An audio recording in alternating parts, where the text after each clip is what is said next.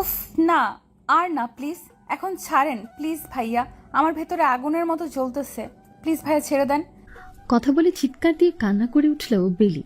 তার ভেতরের প্রাণ ভোমরা যেন বেরিয়ে যেতে যাচ্ছে। এরকম একটা অবস্থা, ছোট্ট একটা মেয়ে, সে কি আর এই দানবীয় শরীরের অত্যাচার সহ্য করতে পারে? কিন্তু টাকার কাছে সে আজ বিকৃত, তাকে সহ্য করতে হবে। তার এই নরম শরীরে এই শক্ত দানবীয় লোকটাকে সহ্য করে নিতেই হবে। প্লিজ আর পারবো না ভাই, ছাড়েন আমাকে, টাকা কম করে দিয়েন, তারপরও দেন না, না হলে আমি মরেই যাব, প্লিজ ছাড়েন। আর একটু সহ্য করো, মজা দিতে এসেছিস তো শেষেরটুকু না দিয়ে চলে যাবি? তাহলে তো আমার তৃপ্তি হবে না, আর আমার তৃপ্তি না হলে আমি তোকে টাকা দেব কেন?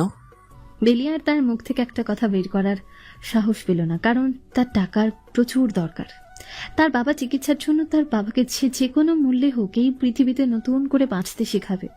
তাকে যেভাবেই হোক টাকাটা ম্যানেজ করে নিতেই হবে। বেলি চোখ মুখ শক্ত করে চেপে ধরে সহ্য করতে থাকলো। সেই লৌহ মানবের প্রতিটা অত্যাচার, প্রতিটা আঘাত, প্রতিটা স্পর্শ তাকে এমনভাবে পীড়া দিচ্ছে, মনে হচ্ছে যে তার এই পৃথিবীতে বেঁচে থাকার কোনো অধিকার নেই, তাকে মরে যাওয়া উচিত। সম্পূর্ণ গল্প না শুনে এটুকু শুনে কেউ মন্তব্য করতে যাবেন না দয়া করে। সম্পূর্ণ গল্পটা শুনে তারপর মন্তব্য করুন, বা আপনার মতামত যা খুশি আপনি কমেন্ট বক্সে লিখতে পারেন। বেলি চোখ শক্ত করে তার আত্মীয়দের কথা চিন্তা করছে। কেউ একটু সাহায্য করতো, তাহলে তাকে আজকের দেহ বিক্রি করে বাবার জন্য টাকা উপার্জন করা লাগতো না। সবার কথা না হয় বাদই দিলাম, কিন্তু তার আপু, বেলির নিজের বড় আপু, মানে যার জন্য বেলির আজকের দেহ বিক্রি করছে, সেই মানুষটা, দুইটা মেয়ে, বেলি শিউলি, ছোট মেয়ে হয়ে বাবার প্রতি শ্রদ্ধা, ভালোবাসা, সম্মান জ্ঞাপন করতে গিয়ে সবার দাঁড়ে দাঁড়ে পায়ে ধরে, হাতে ধরে সবার কাছেই টাকা চেয়েছে। শেষ পর্যন্ত টাকা না পেয়ে বাবাকে বাঁচানোর জন্য সে নিজের সর্বোচ্চ লেভেলের সম্মানের জিনিস, নিজের ইজ্জতটাই বিক্রি করে দিয়েছে, তাও তার বাবাকে বাঁচানোর জন্য। বেলি অঝোর ধারায় কান্না করে যাচ্ছে। হুট করে এক সময় লোকটা বলে উঠল, এই নে, ছেড়ে দিলাম, এখন তাড়াতাড়ি রেডি হয়ে নে, তাড়াতাড়ি, তোকে এখান থেকে চলে যেতে হবে। জি, আমাকে 5 মিনিট সময় দেন, আমি 5 মিনিটের মধ্যে নিজেকে গুছিয়ে নিচ্ছি। টাকা নিয়ে সোজা এখান থেকে চলে যাবি, আর পিছনে ফিরে তাকাবি না পর্যন্ত, বুঝছিস? জি ঠিক আছে, আপনি যেভাবে বলবেন সেটাই হবে, প্লিজ আমাকে একটু সময় দেন, আমি রেডি হয়ে আসতেছি। তারপর বেলি ওয়াশরুমে গিয়ে নিজেকে আয়নায় দেখে নিজেই দেখে আটকে গেল। নিজেকে দেখে আটকে উঠল। সে তো এই বেলিকে চেনি না, তার মাঝে আগের বেলির কোনো অস্তিত্ব বোধ নেই। তার মুখে, গালে, গলায়, ঠোঁটে, সব জায়গায় একটা পরপুরুষের চিহ্ন। কিন্তু বেলি এদিকে আর লক্ষ্য করলো না, কারণ তার এটা হওয়ার ছিল, সে খুব ভালো করে জানে। তাড়াতাড়ি ওয়াশরুম থেকে বের হয়ে আসে, এসে দেখে লোকটা টাকা নিয়ে বসে আছে চেয়ারে। তোকে যেন দ্বিতীয় দিন এই এলাকায় বা এই গলিতে কখনো না দেখি। আজকে চলে যাবি, এই গলির কথাই ভুলে যাবি তুই। ঠিক আছে সাহেব, আপনি এদিকে কখনো আসবেন না প্লিজ, আমার দেরি হয়ে যাচ্ছে, আমার বাবার অপারেশন হবে, আমাকে এখন টাকাটা দেন। এই অপবিত্র টাকা দিয়ে বাবার চিকিৎসা করবি? তোর বাপ যদি জানতে পারে, তোর বাপ কি নিজের জীবন রাখবে? সেটা আপনারা বুঝবেন না, আমার বাবাকে বাঁচানো আমার জন্য কতটা জরুরি, তার জন্য আমি সর্বোচ্চ নিচ স্তরে নেমেছি। এটা কিন্তু আমার প্রশ্নের উত্তর হলো না। আপনি আমার প্রশ্ন উত্তরটা কিন্তু এভাবে না দিয়ে সোজাসুজি দিতে পারেন। আপনার যেটা প্রয়োজন ছিল আমি আপনার প্রয়োজন মিটিয়েছি, এখন আপনি আমার প্রয়োজনটা মিটিয়ে দেন প্লিজ, আপনার দোহাই লাগে, আপনার পায়ে পড়তেছি, আমাকে দেরি করাবেন না, আমাকে যেতে হবে হসপিটালে। তারপর লোকটা আর বেলিকে বেশি অপেক্ষা করালো না, টাকাটা তার হাতে ধরিয়ে দিল। আর টাকাটা হাতে পেয়ে বেলি 1 সেকেন্ড সেখানে দাঁড়িয়ে পড়ল না, সোজা উল্টো হয়ে হাঁটা পথ ধরল। তার এখন উদ্দেশ্য, তাকে হসপিটালে যেতে হবে, আর হসপিটালের অ্যাকাউন্টে তাকে জমা দিতে হবে টাকা। দুপুর 12টার আগেই, এখন প্রায় 12টা বাজতে চলেছে, তাই তাকে তাড়াহুড়োর মধ্যেই যেতে হবে, না হলে তার বাবাকে সে কখনোই বাঁচাতে পারবে না। তার আস্ত কষ্ট সবই বিফলে যাবে। যত দ্রুত সম্ভব বেরিয়ে তাড়াতাড়ি একটা সিএনজি নিয়ে নিল। তারপর সিএনজিকে বলে উঠল কোন হসপিটালে যাবে। সিএনজি সে লোকেশন অনুযায়ী তার মন মতো চালাতে লাগলো, কিন্তু এদিকে তার মন কোনোভাবে স্থির হচ্ছে না, অস্থির হয়ে যাচ্ছে। বাবার জন্য মেয়ের মন মনে হয় পাগল প্রায়। তার মন বলছে এখন যদি সে উড়তে পারত পাখির মতন, তার দুটো ডানা থাকতো, তাহলে উড়ে যেত বাতাসের গতিতে। তার বাবার মুখখানের দিকে এক নজর চাহিয়া দেখিত তার বাবা কতটা কষ্টে শুয়ে আছে। মামা, আমাকে এখানে নামিয়ে দিন, নামিয়ে দিন না। আর আপনাকে আগাতে হবে না, প্লিজ তাড়াতাড়ি নামিয়ে দিন আমাকে। আরে মামুনি, একটু অপেক্ষা করো, আমি সাইডে গিয়ে নামাই দিচ্ছি। এত অস্থির হওয়ার কি আছে? আপনাকে আমি যেটা বলেছি সেটা শোনেন। আপনি আমাকে এখানে নামিয়ে দিন। আপনার আগাইতে হবে না। আপনার যে সিএনজি তার থেকে আমি দৌড়ে তাড়াতাড়ি যেতে পারবো। মা, সব জায়গাতে এত ব্যস্ত হওয়া যায় না। কিছু জায়গাতে নিজেকে ধৈর্য ধারণ করে নিতে হয়, তাহলে সব কিছুতেই সাফল্য আসে। দেখেন, আপনি যদি এখন আমাকে ভালো কিছুও বলেন তাও আমার রাগ উঠবে, বুঝছেন? আপনি প্লিজ আপনার মুখটা বন্ধ করেন আর আমাকে নামিয়ে দিন। তারপর সিএনজিওয়ালা আর একটা কথা বলল না, চুপ করে গাড়ি সাইড করে নামিয়ে দিয়ে সেখান থেকে টাকা নিয়ে কেটে পড়ল। বেলি দৌড়ে চলে আসলো, এসে নার্সকে তার বাবার ফাইলটা বের করতে বলল আর টাকা জমা দেবে সেটা নার্সকে বলে দিল। আর এমন ভাবে হাঁপাচ্ছে মনে হয় কত দূর থেকে দৌড়ে আসলো। আপনি একটু এখানে রেস্ট করেন, আমরা কাজ করতেছি, এখনো সময় আছে হাতে, এত টেনশন নিয়েন না আপনি। আপনি বুঝবেন না আমি আমার বাবাকে দেখার জন্য কতটা পাগল। প্লিজ একটু তাড়াতাড়ি করেন, আমি আমার বাবাকে এক নজর দেখতে চাই অপারেশনের আগে। আরে এত অস্থির হচ্ছেন কিসের জন্য আপনি? একটু নিজেকে শান্ত করেন, এখানে বসে থাকেন, আমরা আপনার বাবাকে সর্বোচ্চ দেখাশোনা করছি, আমরা সব কিছু দেখে শুনে রাখছি। আপনি একটু নিজেকে কন্ট্রোল করুন, নাহলে আপনি অসুস্থ হয়ে পড়ে যাবেন। আচ্ছা ঠিক আছে নার্স, আপনি একটু তাড়াতাড়ি করেন কাজগুলো। আর কখন অপারেশন হবে? এই তো ডক্টর সাহেব বলেছে পেশেন্ট দেখা শেষ করবে 12টায়, আর আপনার বাবার অপারেশন হবে 12টা 30-এ। সো আপনি একটু রিল্যাক্সে থাকেন এখন। হুট করে হাসপাতালে গ্যাঞ্জাম লেগে গেল, সবাই ছোটাছুটি শুরু করে দিল। কেউ কোনো কিছু বুঝে ওঠার আগে অনেকগুলো পুলিশ, র্যাব সবাই এসে হসপিটালে ভর্তি হয়ে গেল। একজন লিডার একটু অসুস্থ, তার জন্য এত বন্দোবস্ত, পুরো হসপিটাল তাদের দখলে নিয়ে নিল। বাকি ডক্টররা সেখানে ছুটাছুটি শুরু করে দিল। গরিব, দুঃখী, অসহায় যে পেশেন্টগুলো ছিল যারা একটু চিকিৎসার জন্য হসপিটালের বারান্দায়, হসপিটালের বেডে, হসপিটালের আনাচে কানাচে বসে আছে, পড়ে আছে, তাদেরকে কেউ আর দেখল না। সবাই সে একটা মানুষের জন্য ছোটাছুটি করা শুরু করে দিল। আর এদিকে অসহায় মানুষগুলো চোখের পানি বের করে কান্না করা ছাড়া তাদের কোনো উপায় নেই। একপাশ থেকে কান্নার আওয়াজটা অনেক জোরালো হয়ে আসলো বেলির কানে, কিন্তু এই আওয়াজটা শুধু বেলির একার কানেই লাগছে না, সবার কানেই লাগছে। আওয়াজ ভেসে আসলো সে আর নাই, তার মানে একজন মারা গেছে চিকিৎসাধীন অবস্থায়, আর সেই রোগীটাকে ডক্টর দেখতেছিলেন, আর ওই অবস্থায় ছেড়ে চলে এসেছেন। আর একটু পরেই রোগীটা মারা গেল, কিন্তু কারো বিন্দু পরিমাণ কোনো আফসোস নেই। হসপিটালে থাকলে বোঝা যায় জীবনের না কোনো মূল্যই নেই। হঠাৎ করে মনে হলো বেলির তার বাবার এখন অপারেশন হওয়ার সময় হয়েছে। এখন যদি তার বাবার অপারেশন না হয় তাহলে তার বাবা হয়তো এই দুনিয়া ছেড়ে চলে যাবে। নার্স, আমার বাবার কি তাহলে অপারেশন হবে না? আমার বাবাও কি ওই লোকটার মতন মারা যাবে? এখানে আমাদের কোনো কিছুই করার নেই, ওপর মহল থেকে নির্দেশ। আমরা কি করব? আমরাও আপনার মতন। প্লিজ একটা উপায় বের করেন, না হলে আমার বাবার সাথে আমাকেও কিছু একটা করে দেন, আমিও যেন আমার বাবার সাথে পরপারে চলে যাই। প্লিজ একটা ব্যবস্থা করে দেন। দেখুন, আমাদের এখানে একজন ডক্টর থাকেন, উনি রেগুলার আসে না, ওনার মতো চলেন। ইচ্ছা হলে আসেন, না হলে নাই। আজকে আসছেন কি না সঠিক বলতে পারবো না। 509 নম্বর কেবিনে গিয়ে দেখেন, ওইখানে একটা ভেতরে চেম্বার আছে, সেখানে যে লোকটা আছে ওই লোকটাকে বলবেন দেখিয়ে দেবে। আমি তো এদিকে কিছু চিনি না, প্লিজ আপনি একটু আমার সাথে আসবেন। আমাকে মাফ করবেন, ওইদিকে যাওয়া আমাদের জন্য নিষেধ আছে। আমরা চাইলে ওইদিকে যেতে পারবো না, কারণ এই হসপিটালের মালিকের ছেলে ডক্টর, তার কেবিন ওইটা, আর উনি আমাদের সবাইকে মানা করেছে। তাহলে এখন আমি কিভাবে যাব? আপনি আমাকে তো বললেন না, আমি কোন দিক দিয়ে যাব? ওপরে গিয়ে ডানে গিয়ে বামে গিয়ে যে রুমটা সামনে পড়বে ওই রুমটাই হয়। আপনি গিয়ে ওনাকে যদি ম্যানেজ করে নিয়ে আসতে পারেন তা নিয়ে আসেন। বেলি আর কোনো কথা শুনল না, ঠিকানা পাওয়া মাত্রই দৌড় লাগালো সেদিকে। পরের কথাগুলো শোনার আর প্রয়োজন মনে করলো না, কিন্তু পরের কথাগুলো শোনা তার জন্য খুব প্রয়োজন ছিল। পরে কথা না শোনার জন্য তার জীবনের সব থেকে বড় ভুল হতে চলেছে। কারণ এখানে সবাই জানে যে মালিকের ছেলে যে ডক্টর আছে সে ভয়ঙ্কর লেবেলার সাইকোর। কারণ এখানে সবাই জানে যে মালিকের ছেলে যে ডক্টর আছে সে ভয়ঙ্কর লেভেলের সাইকো। মানুষকে খুন করতে, মানুষের রক্ত দিয়ে খেলা করতে, মানুষকে মরণ পর্যন্ত নিয়ে যেতে সে খুব আগ্রহী, আর খুব আগ্রহের সাথে সে কাজগুলো করে থাকে। এই হসপিটালে কত মানুষটি নিখোঁজ হয়ে গিয়েছে, কত মানুষের লাশ কুত্তা শিয়াল খেয়েছে কেউ জানে না। আর বেলি যে সাইডে যাচ্ছে সে সাইড একটা মৃত্যুপুরী।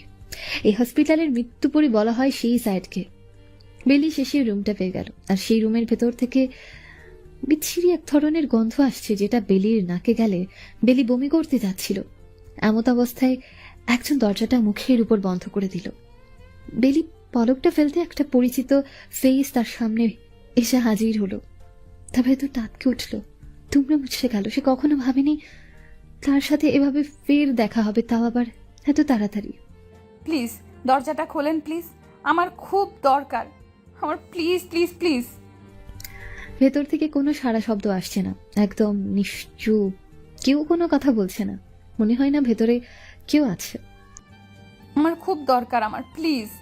আপনি আমার বাবাকে বাঁচাতে পারেন, প্লিজ আপনি প্লিজ বের হয়ে আসেন, প্লিজ দরজাটা খোলেন প্লিজ, আমার একটা কথা শোনেন। এবার ভেতর থেকে কোনো রেসপন্স আসছে না। মনে হচ্ছে না কেউ কাউকে ডাকছি না, বা কেউ কাউকে এখানে অনুনয় বিনয় করছে না। তার মনের মতন তারা কাজ চালিয়ে যাচ্ছে। এর বিনিময়ে আপনি যা চাইবেন আমি তাই দেব আপনাকে, প্লিজ। তাও আপনি আমার কথাটা শুনুন, 1 মিনিট আমার কথাটা শোনেন, তারপর আপনি দরজাটা লাগিয়ে দিয়েন।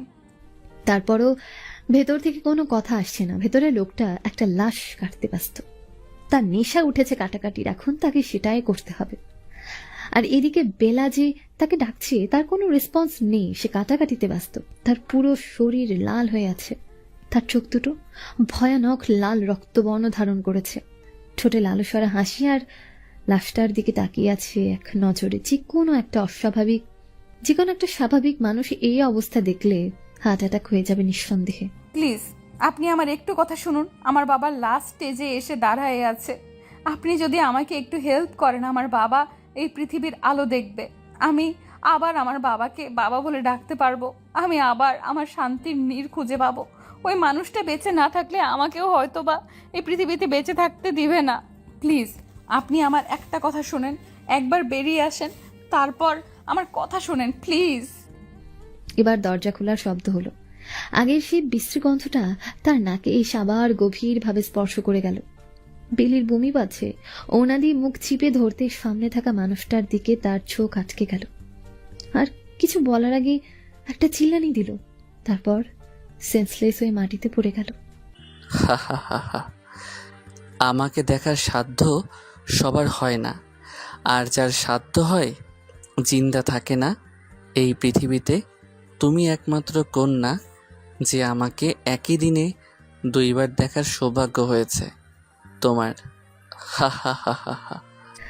একজন ডেভিলের রোমান্টিক ভালোবাসা আর কতটা শক্তিশালী আর কতটা ভয়ানক হতে পারে, এই গল্পটা না শুনলে হয়তো আপনারা ধারণাই করতে পারবেন না। গল্পটা পুরো শুনবেন, আর তারপর আপনার মূল্যবান মন্তব্য আপনি করে যেতে পারেন আমাদের কমেন্ট বক্সে। প্লিজ না, আমাকে আর কষ্ট দিবেন না প্লিজ, আমার কষ্ট হচ্ছে, আমাকে ছেড়ে দেন, আমি আর পারবো না। প্লিজ আমাকে ছেড়ে দেন, আমি আর পারতেছি না, আমার কষ্ট হচ্ছে, আমাকে মাফ করে দেন, আমার জীবন ভিক্ষা দেন। তোকে বলেছিলাম না আমার সামনে আর দ্বিতীয়বার পড়বি না। আমি বাধ্য হয়ে আপনার কাছে এসেছিলাম, প্লিজ আমাকে ছেড়ে দেন। কেউ যদি নিজের ইচ্ছায় আসে ধরা দেয়, তাহলে কি তাকে ছেড়ে দেওয়া উচিত? এবারের মতো মাফ করুন, আমাকে যেতে দেন, আমার বাবার অপারেশন হবে, আমাকে যেতে দেন প্লিজ। বেলি অনেক ছোটাছুটি করছে, কিন্তু তার কেন জানি মনে হচ্ছে সে দৌড়াতে পারছে না। তার পায়ে মনে হয় শিকল দিয়ে বাঁধা, তার হাত পাগুলো আবদ্ধ, কিন্তু তার হাত পাগুলো তো খোলা। তারপরও সে নড়াচড়া করতে পারছে না। তার মনে হচ্ছে এই মাত্র তার দম বন্ধ হয়ে তার ভেতর থেকে তার আত্মাটা বেরিয়ে যাবে। এদিকে তার বাবা টেনশন, আর এদিকে তার জীবন বাঁচানোর সব মিলিয়ে তার জীবনটা যায় অবস্থা। নার্স এত খারাপ অবস্থা দেখে 1 গ্লাস পানি বেলির মুখের উপর ছুঁড়ে মারল, যাতে করে তার জ্ঞানটা দ্রুত ফিরে আসে। বেলির যখন জ্ঞান ফিরে আসলো তখন সে তাকে একটা আবদ্ধ ঘরে আবিষ্কার করলো। শুধু একজন নার্স ছাড়া এখানে আর আশেপাশে কেউ নেই। তার মানে সে এতক্ষণ যেটা দেখছিল সেটা তার স্বপ্ন ছিল, বাস্তবে ছিল না। নার্স আমার বাবা, আমি আমার বাবার কাছে যাব। সেটা নিয়ে আপনি একদম টেনশন করবেন না। আপনার বাবা একদম নিরাপদ, সুস্থ আছে। তার অপারেশন হয়েছে, এখনো তাকে কেবিনে শিফট করা হয়নি। কেবিনে শিফট করলে আমি আপনাকে নিয়ে যাব। তাহলে আমি এখানে কি করতেছি? আর আমি এখানে আসলাম কিভাবে? আর আমি তো উপরে ছিলাম, এখানে কিভাবে আসলাম? আর আপনি কে? আপনি আমাকে চিনবেন না, আমি এখানে পার্সোনাল নার্স হিসেবে আছি, আর সেটা শুধু আপনার জন্য। আসলে আমি কিছু বুঝতে পারতেছি না। আপনি আমাকে কি বলছেন ভুলভাল? আমার বাবার কাছে আমাকে নিয়ে যাবেন প্লিজ। যখন অনুমতি দেবে তখন আমি আপনাকে নিয়ে যাব, এখনো অনুমতি দেওয়া হয়নি। আপনার কি মাথা ঠিক আছে? আমি আমার বাবার কাছে যাব, তাও আবার অন্যের অনুমতি নিয়ে? আমাকে আমার বাবার কাছে যেতে দেন। সবকিছু তো চাইলে আর হয় না, আর আপনাকে যেটা আদেশ করা হয়ে গেছে আপনি সেটা মানতে বাধ্য। মানে কি বলতেছেন? এবার আমার কিন্তু প্রচন্ড রাগ উঠতেছে। প্লিজ দেখুন, আমি আমার বাবাকে দেখব, আমাকে আমার বাবার কাছে নিয়ে যান। আচ্ছা, একটু অপেক্ষা করো, আমি বাইরে থেকে এসে আপনাকে নিয়ে যাচ্ছি। আমি বাইরে দেখে এসে আপনাকে আপনার বাবার রুমে নিয়ে যাচ্ছি। বেলি প্রচন্ড পরিমাণে টেনশনে আছে। তার বাবার কি হয়েছে আর তার সাথেই বা কি হয়েছে তাকে এত ক্লান্ত লাগছে কিসের জন্য? এতক্ষণ সে নিজের দিকে ভালো ভালো লক্ষ্য করেনি, এখন লক্ষ্য করে দেখে তার পরনে আগের জামা কাপড়গুলো নাই, নতুন করে জামা কাপড় পরানো হয়েছে তাকে। আর এখানে যেরকম জামা কাপড়গুলো পরানো হয়েছে একদম অদ্ভুত টাইপের, এরকম জামা কাপড় কেউ পরে না, সাধারণ মানুষেরা। কিন্তু এটা কোন ধরনের জামা কাপড়? বেলি টেনশন বেড়েই যাচ্ছে। তার বাবার সাথে কি হচ্ছে না হচ্ছে কিছুই বুঝতে পারছে না। এদিকে এই হসপিটাল কি কারো বাপের নাকি, যে যার মতো চালাবে? একজন অসহায়কে ফেলে সেই লিডারের পিছনে ছুটতে হবে? স্যার, আসলে আমাদের এলাকার এমপি মহোদয় এসেছিলেন, তার জন্য আর কি। তার জন্য আর কি মানে? মাথা ঠিক আছে? আর এদিকে যে 2জন পেশেন্ট মারা গিয়েছে, সে দায়ভার কে নিবে? এমপি মহোদয় বলেছে এই নিউজ কোনোভাবে বাইরে প্রকাশ করা হবে না, তাই আমরা নিশ্চিত থাকতে পারি। আপনি খুব ভালো করে জানেন যে আমি বাহিরে লোকের ধার ধারি না। আর একজন এমপির জন্য 2জন নিরীহ সাধারণ মানুষের যে জীবন গেল, তার পরিবার কিভাবে চলবে আপনি একটু ভেবে দেখেছেন? স্যার, এই ব্যাপারে বড় স্যার ভালো জানে, আপনার সাথে কথা বলতে পারবে। আমরা তো আর হুকুমে এরম করছি। তোর বড় স্যার কোথায় সেটা আমাকে বল এখনই। আর তাকে তাড়াতাড়ি আমার সাথে দেখা করতে বল, না হলে উনি কোথায় আছে আমাকে বল।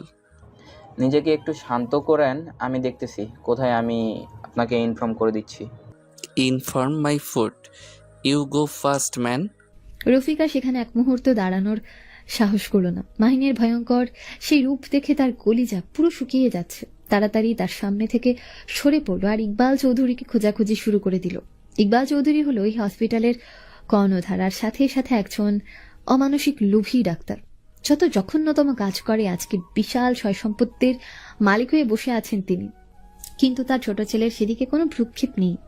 নিজের ইচ্ছে মতো, নিজের স্বাধীনতা মতো সবকিছু করে বেড়ায়, আর কাউকে পরোয়া পর্যন্ত করে না। স্যার, মাহিন স্যার আপনাকে দেখা করতে বলেছে এখনই। স্যার, আচ্ছা, তোর কি মনে হয় আমি ওর বাপ নাকি ও আমার বাপ? আর এই সময় মনে হয় না এরকম করে তর্ক করা আমাদের ঠিক হবে। আবার নতুন করে কি নাটক শুরু হয়েছে সেটা আমাকে আগে বলতো দেখি, কি হয়েছে? আমাদের এমপি মহোদয়ের জন্য 2জন সাধারণ নিরীহ মানুষ মারা গিয়েছে, আর সেটা মাহিন স্যারের গায়ে লেগেছে, আর আমাদের সাথে এই বিষয়ে কথা বলবে। গিয়ে বল আমি হসপিটালে নেই, এমপির সাথে বাইরে গিয়েছি, আর এখন দেখা করতে পারবো না, রাতে বাড়িতে কথা হবে ওর সাথে এটা নিয়ে। স্যার, যেটা আপনি ফোন করে বলে দেন আমি স্যারের সাথে সামনে যাইতে পারবো না, তাহলে আমাকে শেষ করে ফেলবে। আজকে আমার সেই দিন হবে। তাহলে তোকে যেটা বলছি সেটা কর, না হলে তোকে এখন হসপিটাল থেকে ধাক্কা দিয়ে বের করে দেবো। না স্যার, কোনোভাবেই করবেন না স্যার। স্যার, আমার ছোট ছোট 3টা বাচ্চা আছে স্যার, আমাকে বের করে দিয়েন না স্যার, প্লিজ। তাহলে তোকে এখন যেটা বললাম সেটা কর, তাড়াতাড়ি গিয়ে খবরটা পৌঁছে দে। রফিক সাহেব দ্রুত এসে মাহিনের কাছে খবরটা দিল, আর মাহিন এটা শুনে প্রচন্ড রেগে একদম সজোরে দেয়ালে একটা ঘুষি মেরে দিল। আঙুল ফেটে রক্ত টকবক করে পড়তে লাগলো। রফিক ভয়ে সেখান থেকে দৌড়ে চলে গেল। মাহিন খুব ভালো করে জানে তার বাবা এখনো হসপিটালে আছে, কারণ এই সময় তিনি কোথাও যান না। আর আজকে বাহানা দেখাচ্ছে তাকে। মাহিন কোনো কথা না বলে তার বাবার অফিস রুমের দিকে রওনা দিল। আর এদিকে বেলি শুয়ে আছে, তার আর ভালো লাগছে না। অনেকক্ষণ ধরে কেউ আসছে না, তাই রুম থেকে বের হয়ে আসলো। নিজের শরীরের উপর তার কোনো কন্ট্রোল নেই, এতটা দুর্বল হয়ে পড়েছে সে। এর আগে তো কখনো এত দুর্বল হয়ে পড়েনি সে, তাহলে আজকে হঠাৎ করে কি হলো? তার যে এত দুর্বল লাগছে, আর ব্যথার জন্য হাঁটতে পারছে না। এত পরিমাণ ব্যথা করছে, জ্বালা যন্ত্রণা, মনে কি একটা যন্ত্রণা। কিন্তু সবকিছু ভুলে গিয়ে বাবার ভালোবাসার আসক্ত হয়েছে, তার বাবাকে দেখার জন্য বেরিয়ে পড়ল। বেশিক্ষণ হাঁটতে পারলো না, সামনে এসে ধপাস করে পড়ে গেল। আর যে উঠে দাঁড়াবে সে শক্তি সে পাচ্ছে না। আধো আধো চোখের সামনের দিকে তাকিয়ে ঝাপসা দেখছে। শুধু একজনকে দেখা যাচ্ছে, একটা মানুষ তার দিকে এগিয়ে আসছে, এটুকু পর্যন্ত সে দেখতে পেল। কিন্তু ধীরে ধীরে চোখ ঝাপসা হয়ে যাচ্ছে, চোখ খুলে তাকিয়েই থাকতে পারছে না। চোখটা বন্ধ হয়ে যাচ্ছে, শেষ পর্যন্ত নিজেকে ধরে রাখতে পারল না, চোখ দুটো বন্ধ করে নিতে বাধ্য হলো। আর তারপর কিছু মনে নেই, তার আর মাহিনের সামনে এসেই পড়েছে। মাহিন দৌড়ে এসে দেখে বেলি। তার এত খারাপ অবস্থা দেখে তার মাথা ভরকে গেল। এত দুর্বল হয়ে পড়েছে মেয়েটা। Nurse, nurse, nurse. সব নার্স ছোটাছুটি করে মাহিনকে দেখে এগিয়ে আসলো। আর মাহিনের কাছে এসে বেলিকে দেখতে পেয়ে সবাই এসে বেলিকে ধরলো, ধরাধরি করে একটা কেবিনে নিয়ে গেল। তারপর প্রাথমিক চিকিৎসা শুরু করে দিল সবাই। আর মাহিন শুধু বসে সেগুলো দেখছে, কারণ এখানে মাহিনের কোনো কাজ নেই, স্বাভাবিক কাজ, আর এগুলো নার্সরাই করে থাকে। তাই মাহিন সেখানে বসে আছে। এভাবে অনেকক্ষণ চলল। তারপর বেলি মিটমিট করে চোখ খুলে তাকালো, তাকিয়ে দেখে তার আশেপাশে কয়েকজন নার্স বসে আছে, তার সেবা করছে। আমার বাবা কোথায়? আমি আমার বাবার কাছে যাব।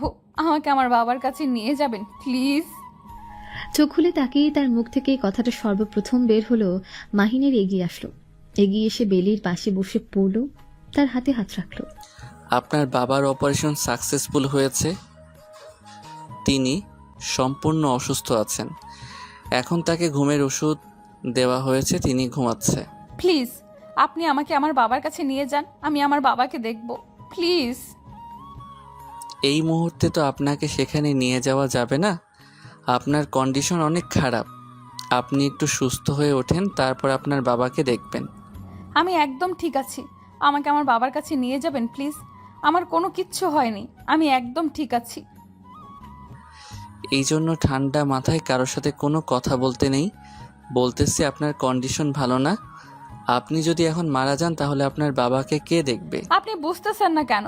আমি আমার বাবাকে এখনই দেখব, প্লিজ আপনি আমাকে নিয়ে যান। আপনার বাবা এখন ঘুমোচ্ছে, আর আপনাকে আমি বলতেছি আপনি ভাব ঠিক আছে। আমাকে কি বিশ্বাস হয় না আপনার? আচ্ছা ঠিক আছে, আপনাকে একটা ওষুধ দেওয়া হচ্ছে। এই ওষুধটা খাওয়ার পর আপনাকে আপনার বাবার কাছে নিয়ে যাওয়া হবে। আপনি ওষুধটা খেয়ে নেন। আচ্ছা ঠিক আছে, কিন্তু আমি আমার বাবাকে এক নজর দেখতে চাচ্ছি। আপনি এরকম কেন করতেছেন? আমাকে রাগ কেন দেখাচ্ছেন আপনি? আচ্ছা ঠিক আছে, আমি আর রাগ দেখাবো না আপনাকে। যেন ওষুধটা খেয়ে নেন, আমি আপনাকে আপনার বাবার কাছে নিয়ে যাচ্ছি।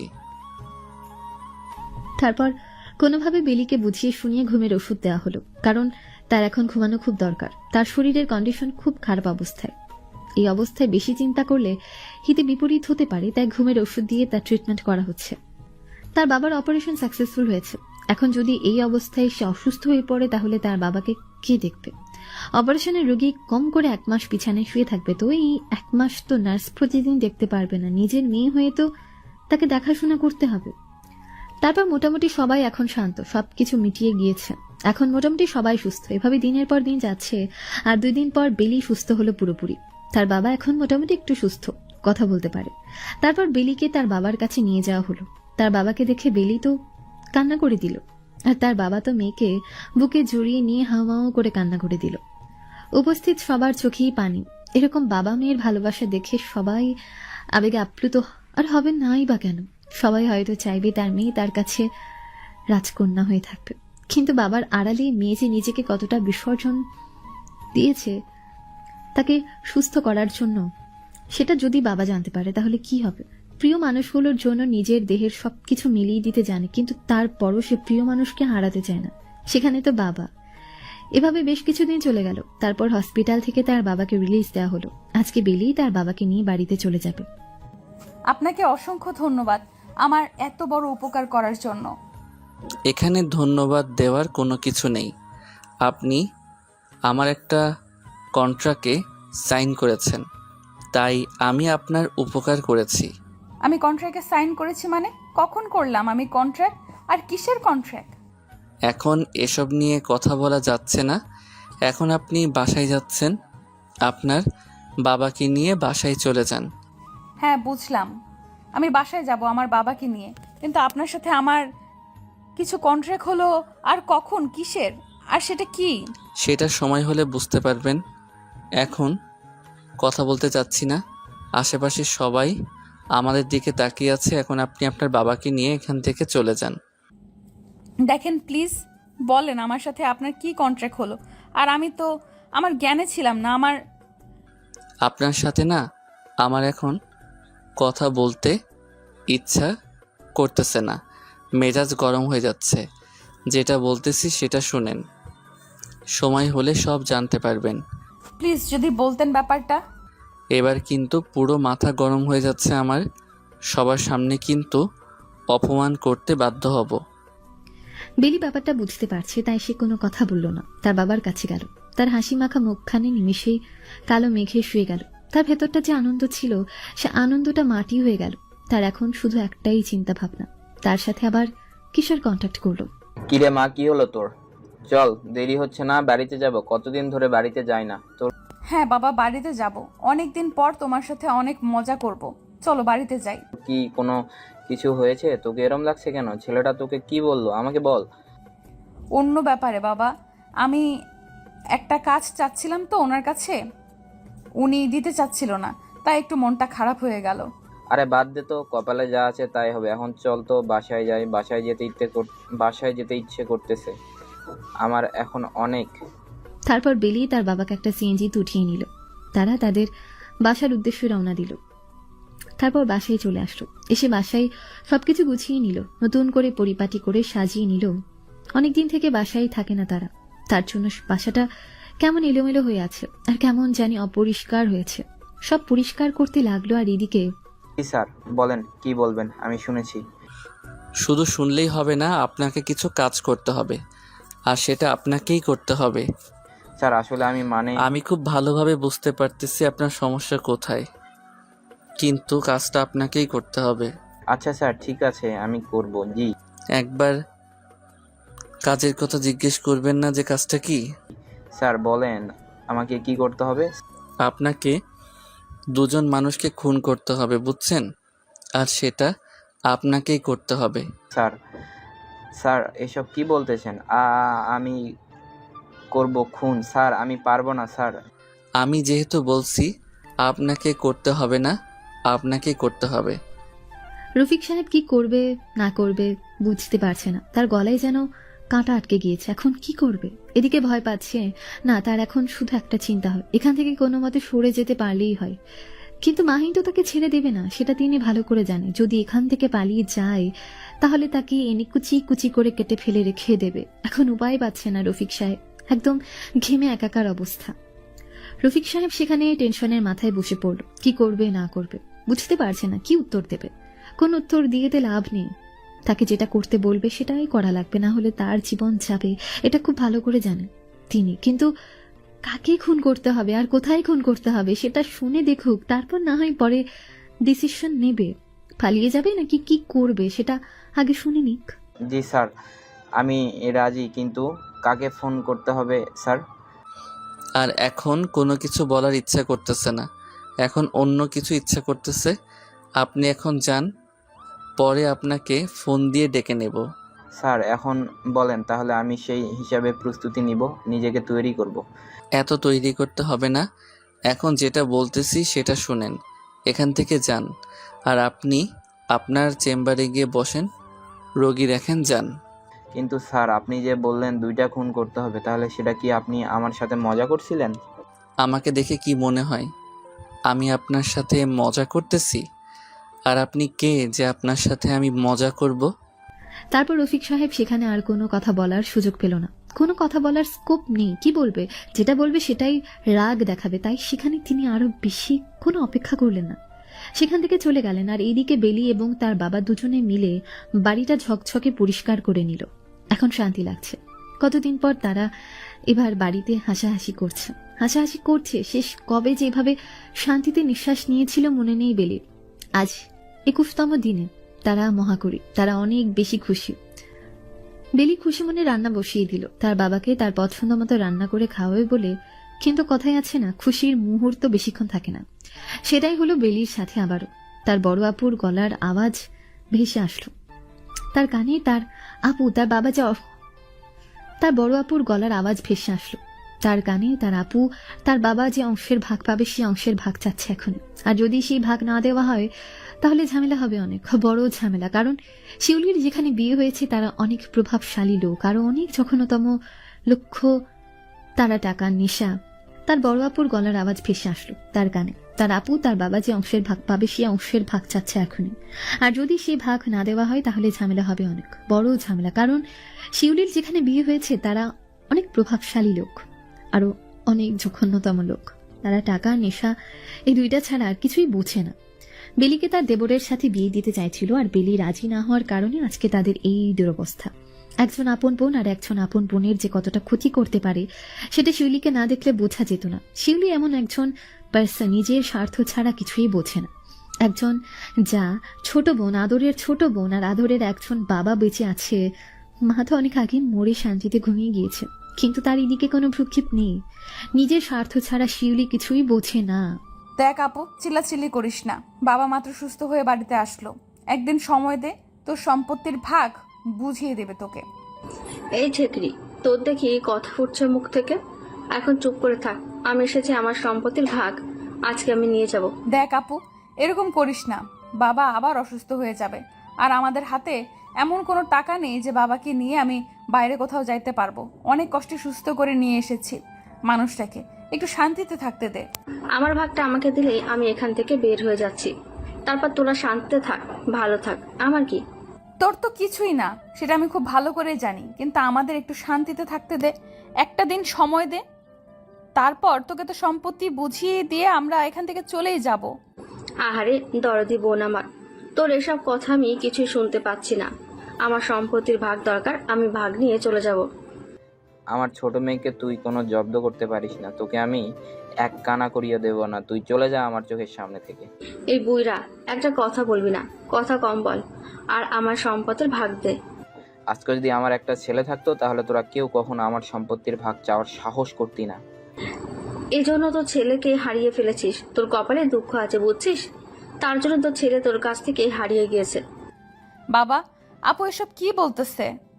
আমার ভাই ছিল, আমাকে এতদিন বলনি কেন? আর এই কাহিনী কি?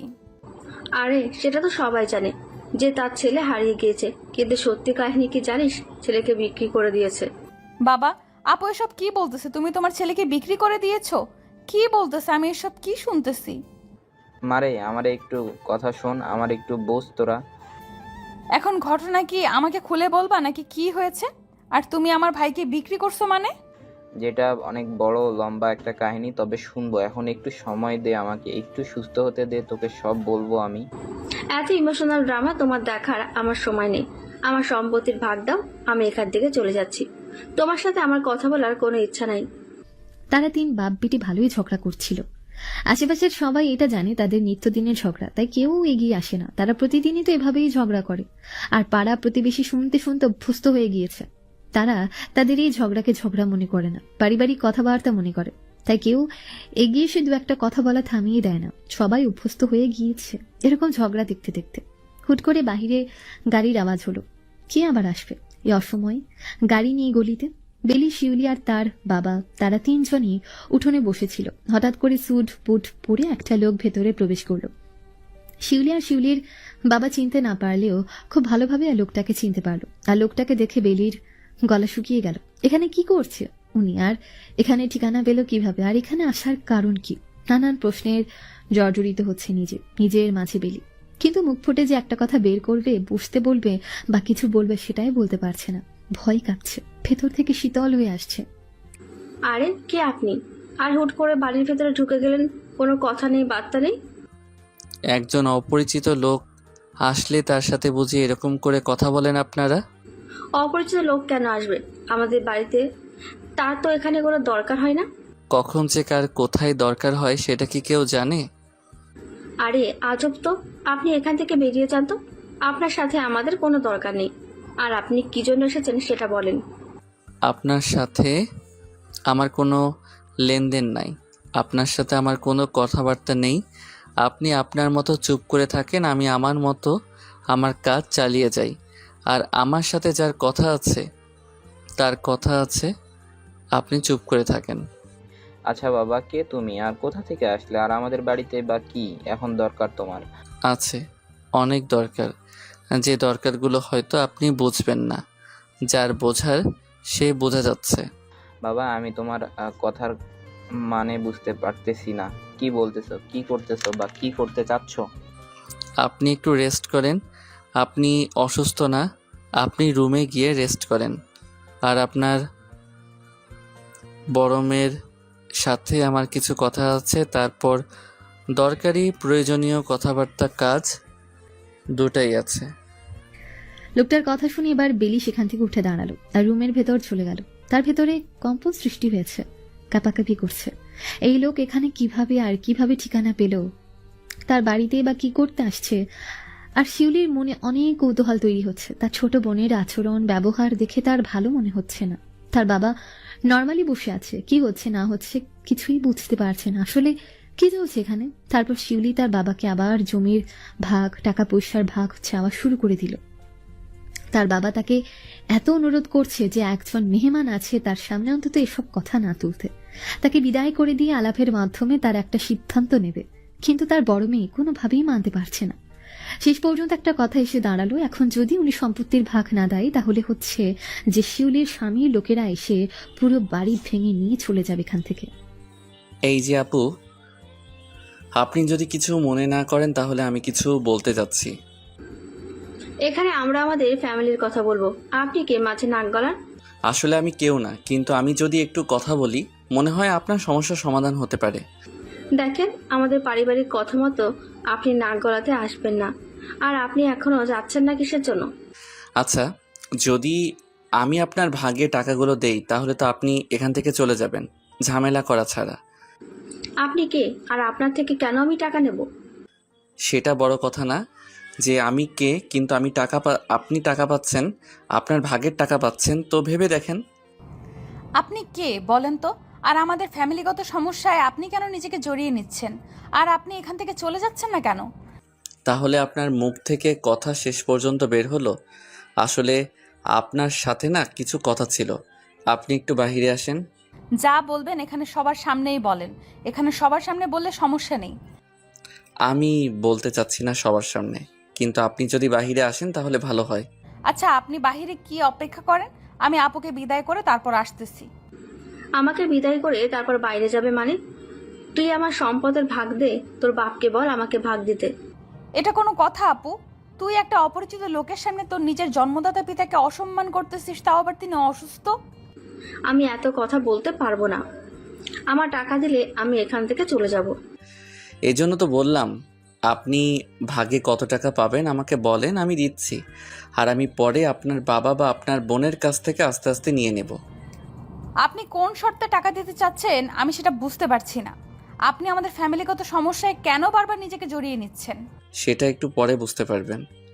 দেখেন, আমি এরকম কোনো কিছু চাচ্ছি না। আমাদের সমস্যা আমরা সমাধান করব। আপনাদের বাড়ির বাইরে অনেকে বলাবলি করতে শুনলাম যে এটা আপনাদের নিত্যদিনের ঝগড়া, আর এটা কেমন দেখায় পরিবেশ নষ্ট করার মতো একটা অবস্থা আপনাদের ভেতর। আচ্ছা ঠিক আছে, আপনি আমাকে 5 লক্ষ টাকা দেন, আমি এখান থেকে চলে যাচ্ছি। আর কখনো বাড়িতে আমার কোনো দাবি দেওয়া থাকবে না। এইভাবে তো মুখে কোনো কথা বললে বিশ্বাস করেন। আমি আপনাকে কন্ট্যাক্টে সেন্ড করতে হবে যে আপনি 5 লক্ষ টাকা নিয়ে এখান থেকে সব কিছু ঝামেলা মিটিয়ে চলে যাবেন। আর আপনি এখানে কখনো টাকার দাবি বা সম্পত্তির দাবি নিয়ে আসবেন না। আচ্ছা, আমি তাতেও রাজি। আমার 5 লক্ষ টাকা পেলে আমি সব কন্ট্রাক্টে সাইন করতে রাজি। আচ্ছা ঠিক আছে, তাহলে আপনি কিছু একটা রান্না করে খাওয়াবেন না আমাকে? আমি হয়তো আপনাকে এত বড় উপকার করতেছি, তাহলে আপনার হাতে তো রান্না আমি খাইতেই পারি, তাই না? জি অবশ্যই, এটা আমি করতেই পারি। আর রান্না করে খাওয়ানো এটা তো আহামরি কিছু না। আচ্ছা আপু, তাহলে আপনি রান্নার কাজ করেন। আপনার ছোট বোনের সাথে আমার কিছু কথা আছে, কথাগুলো শেষ করে খাওয়া দাওয়া করে তারপরে যাব। আমি আমার টাকাগুলো কখন পাবো? এখনই আমি টাকা নিয়ে তারপর এবার থেকে বের হব। আমি আপনাকে টাকা দিয়ে তারপর এখান থেকে যেতে দেব, বুঝছেন? তার জন্য আপনাকে রান্না করতে বললাম। এই সময়ের মাঝে সব প্রসেস কমপ্লিট হবে, আর যাওয়ার সময় আপনি আপনার টাকা বুঝে নিয়ে চলে যাবেন। তারপর শিউলি একখানা হাসি দিল, তারপর রান্না রুমে পা বাড়ালো। বেলা চিল্লি উঠল, রান্না করা যেতে মানা করলো তাকে, কিন্তু মাহিন বেলিকে ইশারায় বুঝিয়ে দিল এখন তাকে কিছু না করতে, না বলতে। মাহিন বেলির বাবার সাথে কিছুক্ষণ কথা বলল, বিষয়টা বুঝিয়ে দিল। এখন তাকে কিছু না বলতে মাহিন বেলির বাবার সাথে কিছুক্ষণ কথা বলল, বিষয়টা বুঝিয়ে দিল। তারপর তিনি রুমে চলে গেল রেস্ট করার জন্য। মাহিন বেলিকে নিয়ে বাইরে চলে আসলো, গাড়িতে করে একটা লিকার পাড়ি নিয়ে আসলো। নির্বিল একটা পরিবেশ। এখন বলেন আপনার কি কথা আছে আমার সাথে, আর আপনি তখন কিসের কন্ট্যাক্টের কথা বলছিলেন আমাকে? এত তাড়াহুড়ো অবলা তো চলবে না, ধীরে ধীরে কথাগুলো বলি। আমি বুঝতে পারতেছি না, আপনি আমার আপুকে এতগুলো টাকা দিচ্ছেন, আমাদের এত সমস্যা থেকে মুক্ত করতেছেন, আসলে আপনার মতলব কি? এখানে কোনো মতলব নেই, কিন্তু অনেক কিছু আছে, সেটাও বলতে পারেন। করছেন সে কন্ট্যাক্ট সম্পর্কে এখন আপনাকে বলবো, আর আপনি শুনবেন। কি এমন করছি কন্ট্যাক্টে? এমন লেখা ছিল আপনি আমাকে খুন করে ফেলবেন, আপনি আমাকে নির্যাতন করবেন, বা আপনি আমাকে আপনার গোলাম বানিয়ে রাখবেন। আমি সব কিছুতে রাজি, কিন্তু আমার বাবাকে এসব কিছু জানাবেন না। আমি তো এসব নিয়ে চিন্তাও করি নাই, কল্পনাও করিনি আপনি যত সব ভাবতেছেন। কিন্তু আপনাকে মেরে ফেলার একটা প্ল্যান ছিল, কিন্তু এখন সেটা ক্যান্সেল হয়েছে। ক্যান্সেল কেন করলেন? আপনি আমাকে মেরে ফেলেন, আমি এক কথায় রাজি। আপনি যদি আমাকে খুন করেন বা আমার অঙ্গ প্রত্যঙ্গ নিয়ে বিক্রি করেন, আমি সব কিছুতে রাজি, কিন্তু প্লিজ আপনি আমার বাবাকে কিছু বলবেন না। আপনার তো জীবনটা মতো শুরু হতে যাচ্ছে, তো সবাই বাঁচতে চায়, আর আপনি মরতে চান। আপনার মতো তো আর সবার জীবন, যার কষ্টগুলো না সে বোঝে, যার জীবন সেই বোঝে তার জীবনের মর্ম। আপনি হয়তো আপনার জীবনকে নিয়ে অতিষ্ঠ, কিন্তু আপনি যদি আমার জায়গায় থাকতেন এতদিনে নিজেকে হয়তো মৃত্যুপুরীতে আবিষ্কার করতেন। এসব কথা বাদ দেন, কাজের কথায় আসেন। আসলে আপনার আমার সাথে কি চুক্তি হয়েছে, আর আমি কি কথা এমন দিয়েছি যেটা আমাকে এখন রাখতে হবে? তারপর মাহিন সব কিছু খুলে বলল। আসলে কন্ট্রাক্ট এরকম ছিল যে যদি অপারেশন অবস্থায় তার বাবা কোনো অঘটন জনিত কারণে মারা যায় তাহলে সম্পূর্ণ দায়ভার বেলির। এখানে কর্তৃপক্ষের কোনো দায়ভার থাকবে না, তারা তাদের সর্বোচ্চ চেষ্টা করেছে, কিন্তু তার হায়াত ছিল না বিধায় মারা গিয়েছে। আর এটা প্রায় সকল হসপিটালের নিয়ম, কারণ বংশই ছাড়া কেউ কারো অপারেশন করে না। কোনো একটা ত্রুটির কারণে যদি রোগী মারা যায় তাহলে কর্তৃপক্ষ কোনো দায় নেয় না। আর দ্বিতীয় যে কন্ট্রাক্টটা ছিল সেটা হচ্ছে একটু ডিফারেন্ট। যদি অপারেশন সাকসেসফুল হয় তাহলে সেই মাহিন বেলিকে যেটা বলবে বেলি সেটা শুনতে বাধ্য। এই নিয়ম ততদিন পর্যন্ত চলবে যতদিন পর্যন্ত বেলি পৃথিবীর বুকে বেঁচে থাকবে। আর যদি বেলি কথা শোনার পর বেলি যদি নিজের জীবন নিজেই দিতে চায় তাহলে তাকে মাহিনের হাতে নিজের জীবন তুলে দিতে হবে। আর মাহিন যেভাবে খুশি তার জীবন নিয়ে খেলা করতে পারবে, আর সেটা ভয়ঙ্কর হতে পারে। এটার মানে কি আমি বুঝলাম না, কি বোঝাতে চাচ্ছেন আপনি? এখানে আমি কিছু বলতে চাইনি, আপনি এখন থেকে আমার গোলাম বলতে পারেন। আমি আপনাকে যেটা বলবো আপনাকে সেটা শুনতেই হবে। আর যদি আমি আপনার কথাগুলো না রাখি তাহলে? তখন উল্লেখ করা আছে, যদি আপনি আপনার নিজেকে শেষ করতে চান তাহলে তাও আপনাকে আমার কাছে আসতে হবে। আর যদি আমি আপনার কথা না গিয়ে নিজের সুইসাইড করি, তখন তো আপনি আমার কিছু করতে পারবেন না। সেটা আপনি কখনোই করতে পারবেন না, কারণ আপনার শরীরের ভিতরে আমি একটা চিপ লাগিয়ে দিয়েছি, যেটা আমাকে সবসময় আপনার সব ইনফরমেশন দিবে। আপনি আমার সাথে এরকমটা করতে পারেন না। আপনি মূলত চাচ্ছেনটা কি? আমাকে দিয়ে কি করাবেন আপনি? সেটা সময় হলে বুঝতে পারবে, কিন্তু এখন আমি যাচ্ছি, তুমি আমার সাথে রুম শেয়ার করো। আগেই বুঝতে পারছিলাম যে আপনার আমার শরীর লাগবে। ঠিক আছে, নিয়ে নেন, যেহেতু এখন আপনার কাছে আমি বন্দি। তাহলে এত কথা কিসের? চলো, আমি তোমাকে নিয়ে যাচ্ছি। তারপর মাহিন বেলিকে তার গাড়িতে উঠিয়ে নিল, লক্ষ্য এখন হোস্টেলের দিকে। তারপর কিছুক্ষণের মধ্যে হোস্টেলের সামনে এসে পৌঁছালো। গাড়িটা হোস্টেলের পার্কিং এরিয়ার পার্ক করে রেখে এসে বেলির হাত ধরে উপরে নিয়ে আসলো। একটা রুমের ভেতর প্রবেশ করলো। Room number 709। আর রুমের ভেতর ঢুকে বেলি একদম হতভম্ব। এসব কি? এত অস্ত্র, এত ভয়ঙ্কর একটা রুম। বেলির কলিজা শুকিয়ে যাচ্ছে, না জানি তার সাথে এখন এই পাগলামি মানুষটা কি পাগলামি শুরু করে দেয় আল্লাহ ভালো জানে। বেলির ভেতর শুকিয়ে যাচ্ছে, সে কিচ্ছু বলতে পারছে না, করতে পারছে না। আর মাহিন অস্ত্রগুলো রেডি করছে। একে একে বেলিকে একটা বিছানার উপর শুয়ে থাকতে বললো, বিছানার উপর উঠে শুয়ে পড়লো। আর মাহিন একে একে বেলের সরলে থাকা সব কাপড় একটা চাকুর মাধ্যমে কেটে দিচ্ছে। ধীরে ধীরে এক সময় বেলির শরীরে থাকা সব কাপড় কেটে ফেলে দিল। আর বেলি লজ্জায় চোখ খুলে তাকাতে পারছে না। তারপর বেলি শরীরে একটা ইঞ্জেকশন প্রয়োগ করা হলো। আর ইঞ্জেকশনের কিছুক্ষণের মধ্যেই বেলি সেন্সলেস হয়ে গেল। তার আর কিছুই মনে নেই। বেলির যখন জ্ঞান ফিরল তখন থেকে সে হসপিটালে যে ড্রেসটা তাকে পরানো ছিল সেই ড্রেস তাকে আবারও পরানো হয়েছে এখানে। আপনি মূলত এই ড্রেসটা আমাকে কেন পরান বলেন তো? এই ড্রেস পরার মানে কি? তুই আমাকে কোনো প্রশ্ন করার ক্ষমতা রাখিস না। এখন আমার মাথা মালিশ করে দে, মাথা ব্যথা করতেছে। আগে আপনি আমার প্রশ্নের উত্তর দেন। আপনি আমার সাথে কি করছেন? আর আমাকে ইনজেকশন কেন দিছেন? আমাকে সেন্সলেস করে কেন রাখছেন? তোকে বলছি না তুই আমাকে প্রশ্ন করার ক্ষমতা রাখিস না, তারপর তুই প্রশ্ন করিস কোন সাহসে? কথা বলতে পারবো না। আপনি আমার প্রশ্নের জবাব দেন। আমি কি ক্ষতি করেছি আপনার? আপনি আমাকে একেবারে মেরে ফেলেন এরকম যন্ত্রণা দেওয়ার থেকে। এত যদি মরার শখ তাহলে এই কন্ট্রাক্টর সাইন করে দে, তোকে আমি বেশিক্ষণ রাখবো না। 1 মিনিটের মধ্যেই তোর ইচ্ছা আমি পূরণ করে দিচ্ছি। দে, সাইন করে দে। এবার বেলি পুরো ভয় শুকিয়ে গেল, আর কোনো কথা বলছে না। মাহিনের কথা মতো মাহিনের মাথায় হাত বুলিয়ে দিচ্ছে, তেল মালিশ করে দিচ্ছে, এক কথায় বডি ম্যাসাজ করে দিচ্ছে। যখন বডি ম্যাসাজ করা শেষ হলো তখন বলল তাকে নাকি এখন গোসল করিয়ে দিতে হবে। এসব যন্ত্রণা কার ভালো লাগে? এরকম বাহানা ছোট বাচ্চাদের মতন কথাবার্তা শুনে হাসিও পাচ্ছে, ভেতরে ভেতরে রাগও হচ্ছে। কি করবে না করবে বুঝতে পারছে না বেলি। আর এরকম বাহানা আর এরকম কথাবার্তা আর এরকম ব্যবহার তার একটাও ভালো লাগছে না। কোনটা ভালো লাগছে তো আর একটা হাস্যকর লাগছে, কোনোটা ভালো লাগছে তো আর কোনোটা হাস্যকর লাগছে। আর একটা মেজাজ গরম করে দিচ্ছে বেলির। আপনি কি ছোট বাচ্চা যে আমি আপনাকে গোসল করিয়ে দেব? আমি এত কথা শুনতে চাচ্ছি না। আমি বলছি গোসল করিয়ে দিতে, গোসল করিয়ে দিবে। আপনার কি লজ্জা সম্পর্কে কিছু নেই? আমি আপনাকে গোসল করিয়ে দিতে যাব? আমি কি আপনার বিয়ে করা বউ নাকি? তাই বিয়ে করা বউ না, কিন্তু তার থেকে কম কিসের? কন্ট্রাক্টে সাইন করা। বলে আপনি যেটা বলবেন আমাকে সেটা করতে হবে? আমি আপনাকে গোসল করিয়ে দিতে পারবো না। তোমাকে পারতেই হবে, আর তোমাকেই গোসলটা করিয়ে দিতে হবে, আর আমি তোমাকে গোসল করিয়ে দেব। চলো। কি?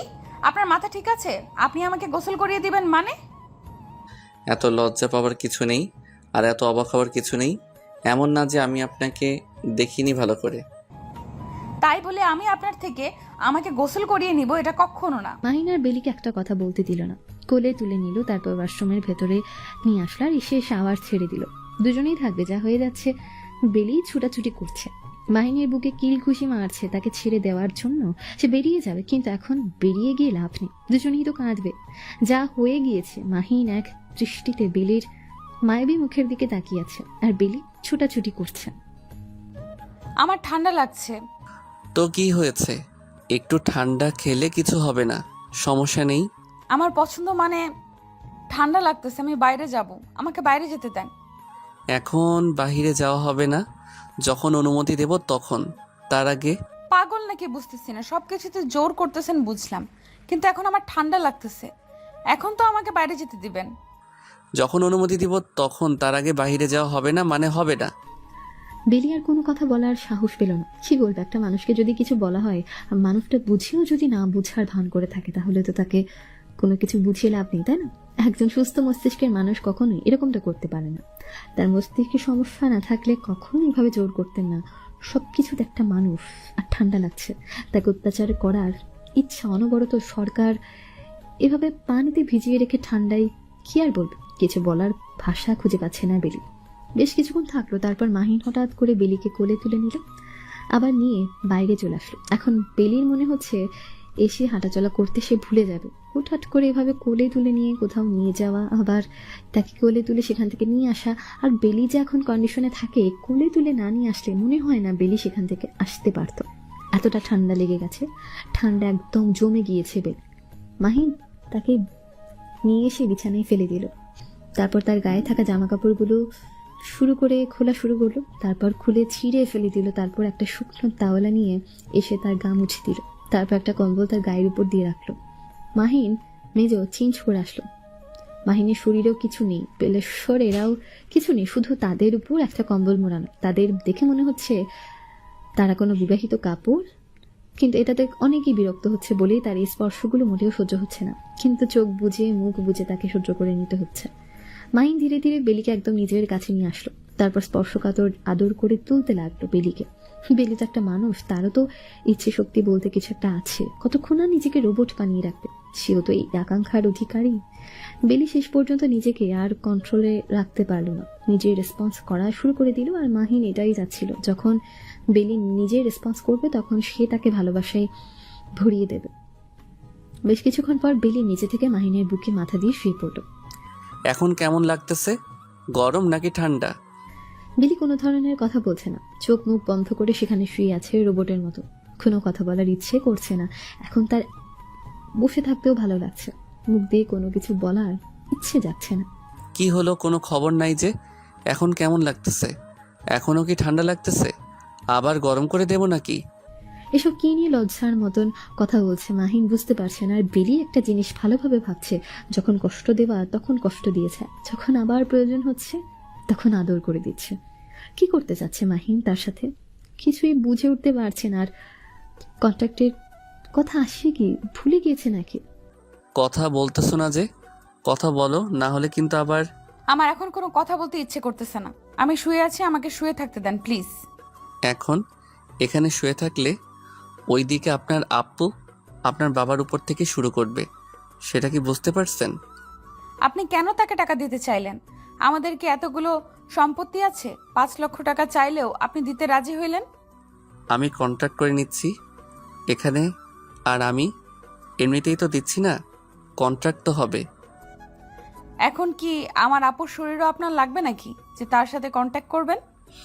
সেটা যখন কন্ট্রাক্টের কথা উল্লেখ করা হবে আর আপনারা আপু সাইন করবে, তখন বুঝতে পারবেন শরীর চাচ্ছি না কি চাচ্ছি। আপনারা টাকাওয়ালা মানুষ, আপনাদের মতলব বোঝা বড় দায়। সব সময় এক লাইন বেশি বুঝে যা হয় আর কি। সবাইকে যে সবার পছন্দ হয় এরকমটা না। আমাকে পছন্দ হলো কিসের জন্য? আমার তো তুমি দেখতে সুন্দরী, তোমার শরীর অনেক ভালো, তোমার শরীর অনেক নরম, অনেক সফট, তোমার সব কিছু আকর্ষণীয়, এই জন্য তোমাকে ভালো লাগছে। আর কিছু না, আর কি বলবো? আমার কিছু বলার আছে নাকি? আমার কি সেই অধিকার আছে? তাহলে এত কথা বলার অধিকার নেই তোমার, চুপচাপ থাকো আর তাড়াতাড়ি রেডি হয়ে নাও। এখনও তোমার বাসায় যাব, তোমার আপুকে বিদায় করব, তারপর বাকি কথা। আচ্ছা ঠিক আছে, আমি একটু পর উঠে যাচ্ছি। একটু পর উঠে যাচ্ছে মনে হয়, এখন মানে এখনই তাড়াতাড়ি। আমার এখন উঠতে ইচ্ছে করতেছে না, আমি উঠতে পারবো না, প্লিজ জোর করবেন না, ভালোই ভালোই বলে দিচ্ছি। আমাকে রাগ দেখানো হচ্ছে তাই না? থুরবাল, এত কথা বলার কিসের জন্য? উঠছি তো। কথাটা বলে বেলি উঠে যেতে চাইলে এক টান দিয়ে আবার বেলিকে তার সাথে মিশিয়ে নিল। মাহিন বুঝতে পারছে না বেলি কি যাচ্ছে, সে আর কিছুক্ষণ শুয়ে থাকতে যাচ্ছে, হাতে বেশি সময় নেই, তাই মায়ের কথা আরো কত কিছু যাচ্ছে, কিন্তু বেলির অবস্থা দেখে মাহিনেরও ইচ্ছে করছে না এখন যেতে। তারপর কি আর করার, আরো ঘন্টাখানেক শুয়ে থাকতো একে অন্যকে জড়িয়ে ধরে। বেলি ঘুমিয়ে পড়েছিল, সে নিজেই জানে না কখন ঘুমিয়ে গিয়েছিল। কি ব্যাপার, ঘুমিয়ে গিয়েছো দেখি, উঠবা না, বাড়ি যাবা না? 1 ঘন্টা হয়ে গেছে। সরি, আমি বুঝতে পারিনি কখন ঘুমিয়ে গেছিলাম। ব্যাপার না, এখন তো উঠবে নাকি আরো কিছুক্ষণ থাকবে? এখনো উঠেছে, আর থাকবো না, চলেন আপনিও রেডি হয়ে নেন। আমি এখন যাচ্ছি না, তুমি যাও, আমি একটু পরে আসব। এটার মানে কি? সব প্রশ্নের উত্তর দেওয়ার জন্য তো আমি এখানে বসে নেই, এখন বলতেছি তুমি যাও, ড্রাইভার তোমাকে নিয়ে যাচ্ছে, আমি একটু পরে যাচ্ছি। তাহলে আমি শুয়ে আছি, আমি শুয়ে থাকি এখানে, আপনি আপনার কাজ শেষ করেন। না, তোমাকে এখানে থাকা যাবে না, তুমি যাও। অন্য কোনো মেয়ে আসবে নাকি তার জন্য আমাকে তাড়িয়ে দিচ্ছেন? তুমি কি কোনোভাবে আমার উপর অধিকার খাটানোর চেষ্টা করতেছো নাকি?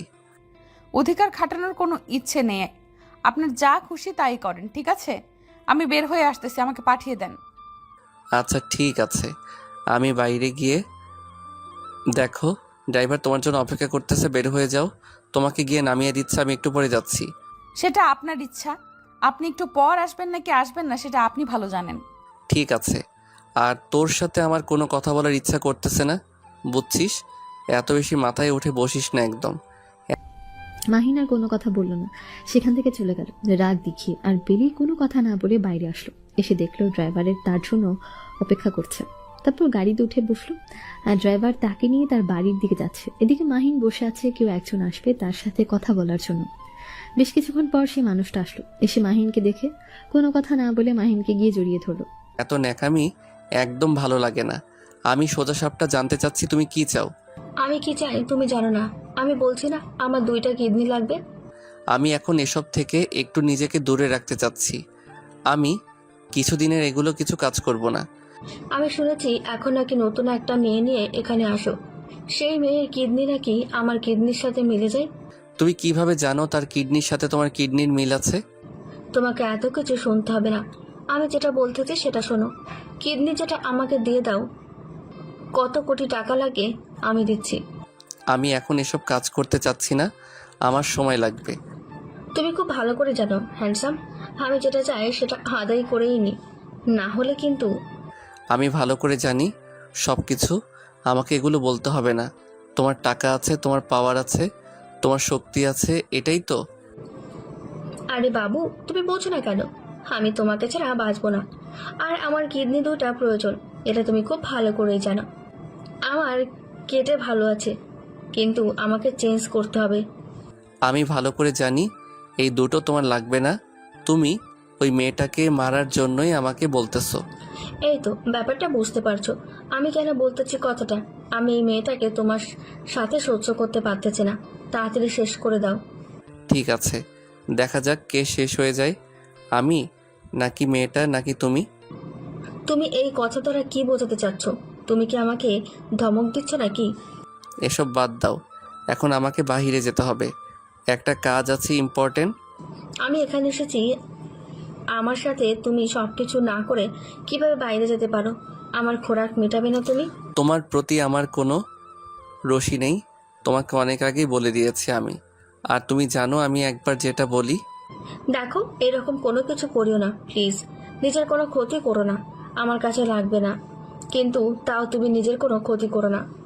আমি এখানে আর কোনো কথা বলতে চাচ্ছি না, তুমি আর আমার খোঁজ খবর নেওয়ার চেষ্টা পর্যন্ত করব না। এটা বললে তো আর হবে না। তুমি কোথায় যাচ্ছ যাও, পরে দেখা হচ্ছে তোমার সাথে। মাহিন আর তুলির সাথে একটা কথা বলল না, সেখান থেকে রাগ দেখিয়ে বেরিয়ে আসলো। সে বুঝে উঠতে পারছে না এই মেয়েটা তার থেকে কি যাচ্ছে। এই মেয়েটার 2টা বিয়ে হয়ে গিয়েছে, কোটি কোটি টাকা তার দোষে, টাকার জলে মাহিনকে কেন চাইবে? তার তো আর কোটিপতি আছে, তাদের সাথে গিয়ে নিজের তৃপ্তিগুলো মিটিয়ে নিলেই তো হয়।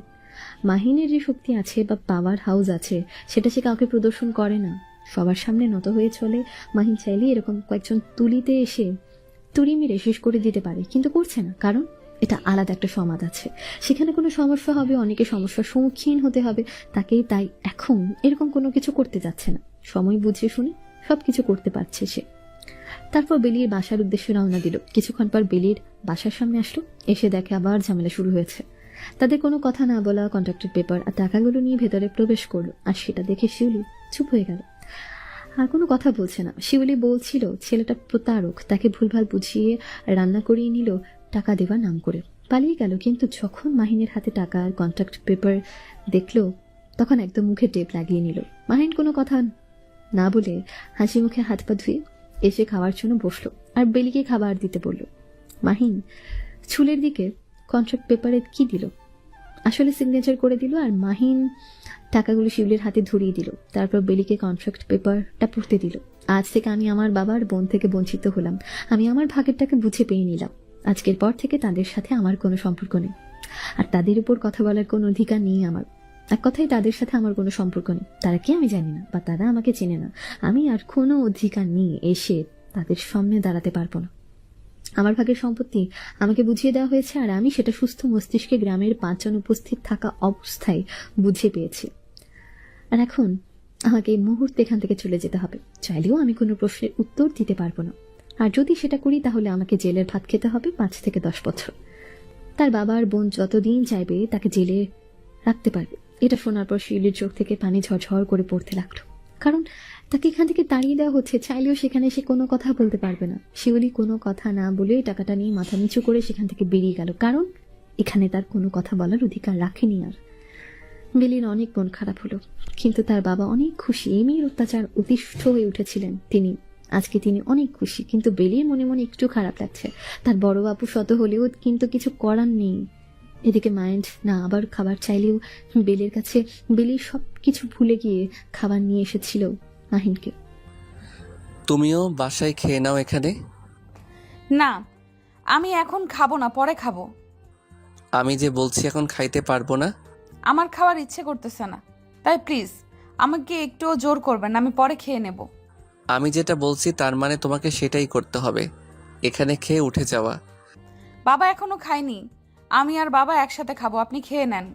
তোমাকে কে বলছে খাইনি? কই, আমি এসেছি তো অনেক হলো, তখন থেকে তোর বাবাকে কেউ খবর দেয়নি? গিয়ে জিজ্ঞেস করে আসো খাইছে কিনা, আর যদি খেয়ে থাকে তাহলে তোমার অবস্থা খারাপ আছে। আপনি কি করে জানলেন যে বাবা খেয়ে নিয়েছে? সব প্রশ্নের উত্তর দেওয়ার ইচ্ছা নাই, বুঝছেন? এখন যেটা বলছি সেটা করো।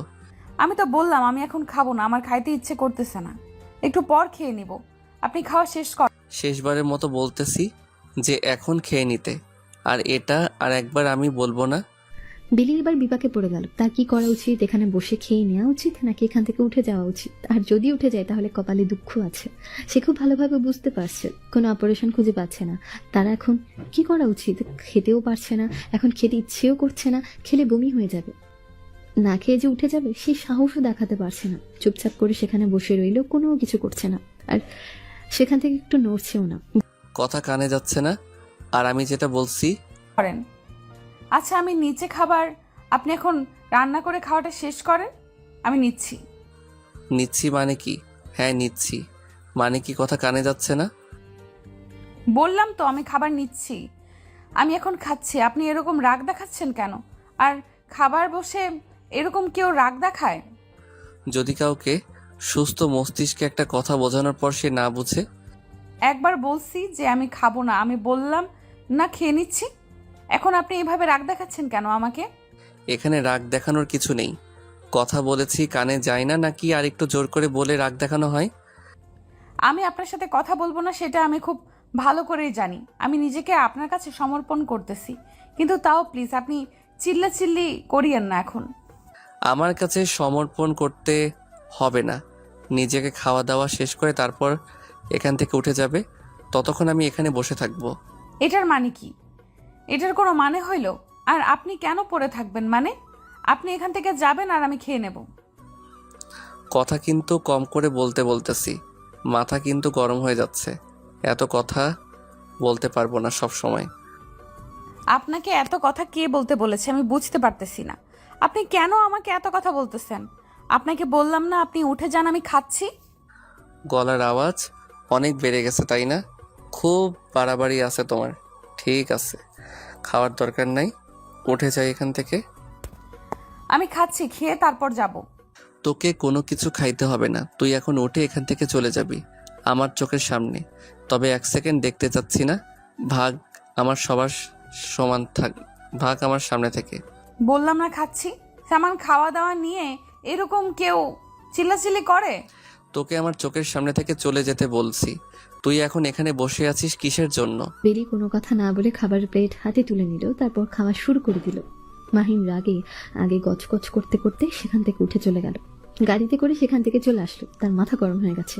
এখন যদি সেখান থেকে, তাহলে নিশ্চয়ই সে বেলি কুড়াধুরা ফেটাবে, আর তার বাবার সামনে এটা করলে তার বাবা অনেক কষ্ট হয়। তার জন্য নিজে রাগ করার জন্য গাড়ি নিয়ে সেখান থেকে চলে আসলো। বেলি বুঝে উঠতে পারলো না মাহিন এত রাগ করলো কিসের জন্য। তারপর বেলি তার হাতের কাজগুলো শেষ করে দিল। তার সেদিকে কোনো বড় কেউ নেই, রাগ করে দিয়ে চলে গেল বা কে আসলো কে কোথায় গেল কোনো কিছুই তার নজরে পড়ে না। সে খাওয়া দাওয়া করে নিল, তার বাবাকে ওষুধ খাইয়ে দিল, তারপর সে নিজে মেডিসিন নিল, কারণ মেডিসিন না নিলে অনেক ব্যথা করে। তার জন্য মেডিসিন নিয়ে আসে, তার রুমে গিয়ে শুয়ে পড়ল, কারণ রাত হয়ে এসেছে। তার আপু সন্ধ্যার পরপর এই বাসা ত্যাগ করে চলে গিয়েছে, আর তার এখানে কখনো আসা হবে না। বেলি তার ছোটবেলার স্মৃতি চারণ করতে লাগলো। তারা খোদাকে কত ভালোবাসত, তার আম্মু ছিল, সবাই মিলে কি সুন্দর একটা ফ্যামিলি ছিল, তাদের সুখী ফ্যামিলি ছিল। কিন্তু তার মা মারা যাবার পর থেকে তাদের ফ্যামিলি ধ্বংস নেমে আসে, আর এমন ধ্বংস নেমে আসে যে তাদের ফ্যামিলিকে ফকির বানিয়ে ছেড়ে দেয়। এসব ভাবতে ভাবতে বেলি ঘুমিয়ে গিয়েছিল, কখন নিজেই বুঝতে পারে না। যখন তার ঘুম ভাঙে তখন প্রায় সকাল হয়ে গিয়েছে, ফজরের আজান দিচ্ছে। বেলি কি জানি মনে করে বিছানা থেকে উঠে গোসল করে নিল, তারপর ফজরের নামাজ আদায় করে নিল। ঠিক আছে, এর আগে কখনো এভাবে ফজরের নামাজ আদায় করেনি। ঘুমের ঘরে ফজরের নামাজটা পার হয়ে যায়, কিন্তু আজকে যখন ঘুম ভেঙে গেল তখন সেই নামাজটা আদায় করে নিল। এদিকে মাহিনের যখন ঘুম ভাঙে তখন সকাল 10টা বেজে যায়। কোথাও যাচ্ছি না, আমি আমার কাজগুলো তো শেষ করে নিই তাড়াতাড়ি। বললাম না যাওয়া লাগতেছে না, আজকে কোথাও যাব না। অফিসের কাজ সব তুই দেখে শুনে আজকের মতো কালকে আমার কাজগুলো আমি করে নেব। আচ্ছা ঠিক আছে, তুই মিটিংয়ের সব কিছু আয়োজন কর, আর কি কি কাজ আছে সবগুলো রেডি করে রাখ। আমি যাব, মিটিং শেষ করে চলে আসব। দেখ আমার বাবার কথা এখানে আনিস না, উনি হচ্ছে যে ওনার হসপিটালে কাজের জন্য ব্যস্ত, আমি আর ওনার সাথে কোনো কথা বলতে পারবো না। তুই যোগাযোগ করে কথা বলে নে, আমাকে কারোর সাথে কথা বলতে বলিস না। মন মেজাজ খারাপ এমনিতেই। আমাকে কি তোর রোবট মনে হয়? হ্যাঁ, আর আমি কি মানুষ না? সব কিছু কি একাই করবো নাকি রে? মাহিন আর বেশি কথা বলল না, সব তাড়াহুড়ো গুছিয়ে নিল, তারপর অফিসে গিয়ে অফিসিয়াল কাজগুলো শেষ করে নিল। এখন একটা মিটিং আছে, মিটিংয়ে অ্যাটেন্ড করার পর সে এই অফিস থেকে বের হয়ে যাবে। তারপর এখন হসপিটালে যেতে হবে। তার এখন ইচ্ছে করছে, হসপিটালের সমস্যা, এখন হসপিটালে যাবে। মিটিং শেষ হলো, তাড়াতাড়ি মিটিং শেষ করে হসপিটালে রওনা দিল। হসপিটালে তো আর কিছু গুরুত্বপূর্ণ লাইন এসেছে, তাদের সাথে দেখা করার জরুরি। তাড়াতাড়ি শেষ করে নিল, নতুন ক্লায়েন্টের সাথে আলাপ করলো, ডিল ফাইনাল করলো। এখন হসপিটালের কাজ শেষ। মাহিন কেমন জানি কোথাও মন বসাতে পারছিল না, কেন জানি মনে হচ্ছিল এই সময় বেলির সাথে তার দেখা করা উচিত, কিন্তু তার জেদ, সে যাবে না। আজকে যে কোনো উপায় হোক তাকে ভুলে যেতে হবে। কিন্তু বেশিক্ষণ আর সে নিজেকে কন্ট্রোল রাখতে পারলো না। তার কেন জানি মনে হচ্ছে যে তাকে এখন যেতেই হবে। তারপর আর কোনো কথা চিন্তা না করে গাড়ি বের করলো। এখন উদ্দেশ্য বেলির বাসায় যাবে মাহিন, তারপর সেখান থেকে কোথায় যাবে নিজেও জানে না। কি ব্যাপার, আপনি তখন ওইভাবে রাগ করে চলে গেলেন কিসের জন্য? সব প্রশ্নের উত্তর আমি দিতে পারবো না, আমার ইচ্ছে হয়েছে চলে গিয়েছিলাম। সমস্যা? আমার আবার কিসের সমস্যা? আপনার ইচ্ছাও যা তাই করবেন, আমার তো কোনো ইচ্ছা নেই। এখন চুপচাপ রুমের ভিতরে, তোর সাথে কথা আছে। বাবা পাশের রুমে শুয়ে আছে, এখনো ঘুমায় নাই। আপনি একটু আগে ওষুধ দিয়ে আসলাম, আমি একটু আগে ওষুধ দিয়ে আসলাম। প্লিজ একটু নিজেকে কন্ট্রোল করেন। আমি তোকে রুমের ভেতরে আয়। আর আমি তোকে কি বলছি, এখন ইয়ে করবো নাকি? আপনি গিয়ে বসেন, আমি আপনার জন্য পানি নিয়ে যাচ্ছি। আমি কি বলছি আমি এখন পানি খাবো? তোকে রুমের ভেতর যাইতে বলছি, রুমের ভেতরে যা। বেলি আর কোনো কথা বলতে চাইল না, কারণ এখন কথা বলে ঝগড়া বাঁচবে। আবার তাই কোনো কথা না বলে রুমের ভেতর গিয়ে বিছানার উপর বসে পড়ে। মাহিন কোনো কথা না বলে রুমের ভেতর করে বেলিকে শক্ত করে জড়িয়ে ধরল। বিছানার উপর শুয়ে পড়লো দুজন। বেলি কিছুই বুঝতে পারছিল না। মাহিন বলল একরকম ভাবে, আর করছে আরেক রকম ভাব। বেলি এখানে চিলাচিলি পারছে না করতে, জোরে জোরে কথাবার্তা বলতে পারছে না। পাশের রুমে তার বাবা আছে, বেলি কেন নিরুপায়। আপনি কি বললেন আর এখন কি করতেছেন? প্লিজ একটু নিজেকে। মাহিন কোনো কথা বলছে না, সে তার মতো তার কাজে ব্যস্ত। বেলের গলায় নিজের ঠোঁট দুটো বসিয়ে দিয়ে বেলের গলায় অনবরত চুমু রেখে দিচ্ছে। আর এদিকে বেলি নিজেও কন্ট্রোল করা যাচ্ছে না, নিজেকে কন্ট্রোল করে রাখতে তার অনেক কষ্ট হচ্ছে। প্লিজ এরকম কোনো কিছু করবেন না, আমাকে একটু দোহাই করেন, একটু দোয়াই করেন, আমাকে একটু সময় দেন প্লিজ।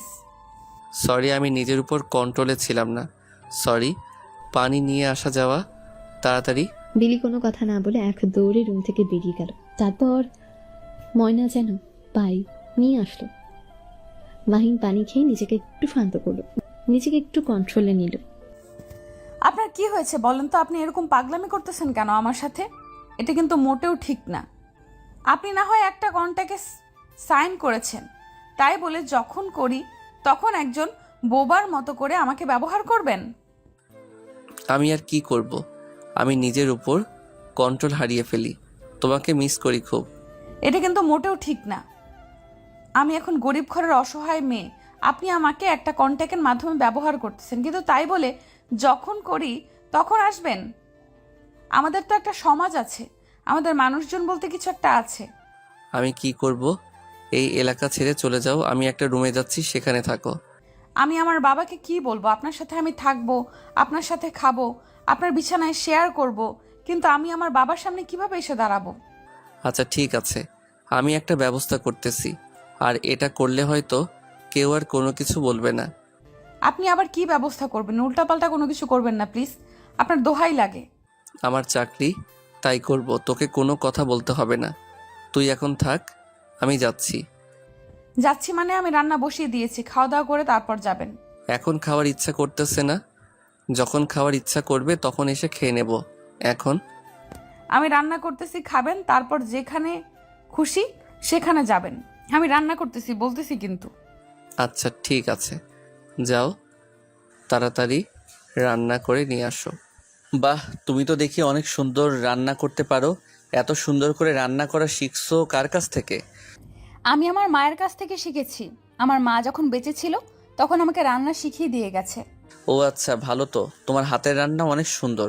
তোমার বড় আপু থেকে তোমার হাতের রান্না অনেক সুন্দর হয়। এত প্রশংসা করতে হবে না। খাওয়া দাওয়া তাড়াতাড়ি শেষ করেন, তারপর নাকি আপনার কথায় কাজ আছে, সেখানে যাবেন নাকি? যাব, এত তাড়া দেওয়ার কি আছে? আর তুমি আমার সাথে যাচ্ছ, রেডি হয়ে নাও। আমি আবার কেন আপনার সাথে যাব? আমার কোন দুঃখ? আমি কোথাও যাইতে পারবো না। আজকে বাবা আমাকে জিজ্ঞেস করেছিল আপনি কেন বারবার আসেন, আর আপনি এরকম করে ভর দুপুরে যখন তখন আসতে নিষেধ করেছে। সমাজের মানুষেরা কি বলে? সমাজের মানুষকে তোমার কোনো প্রকার সাহায্য করছে?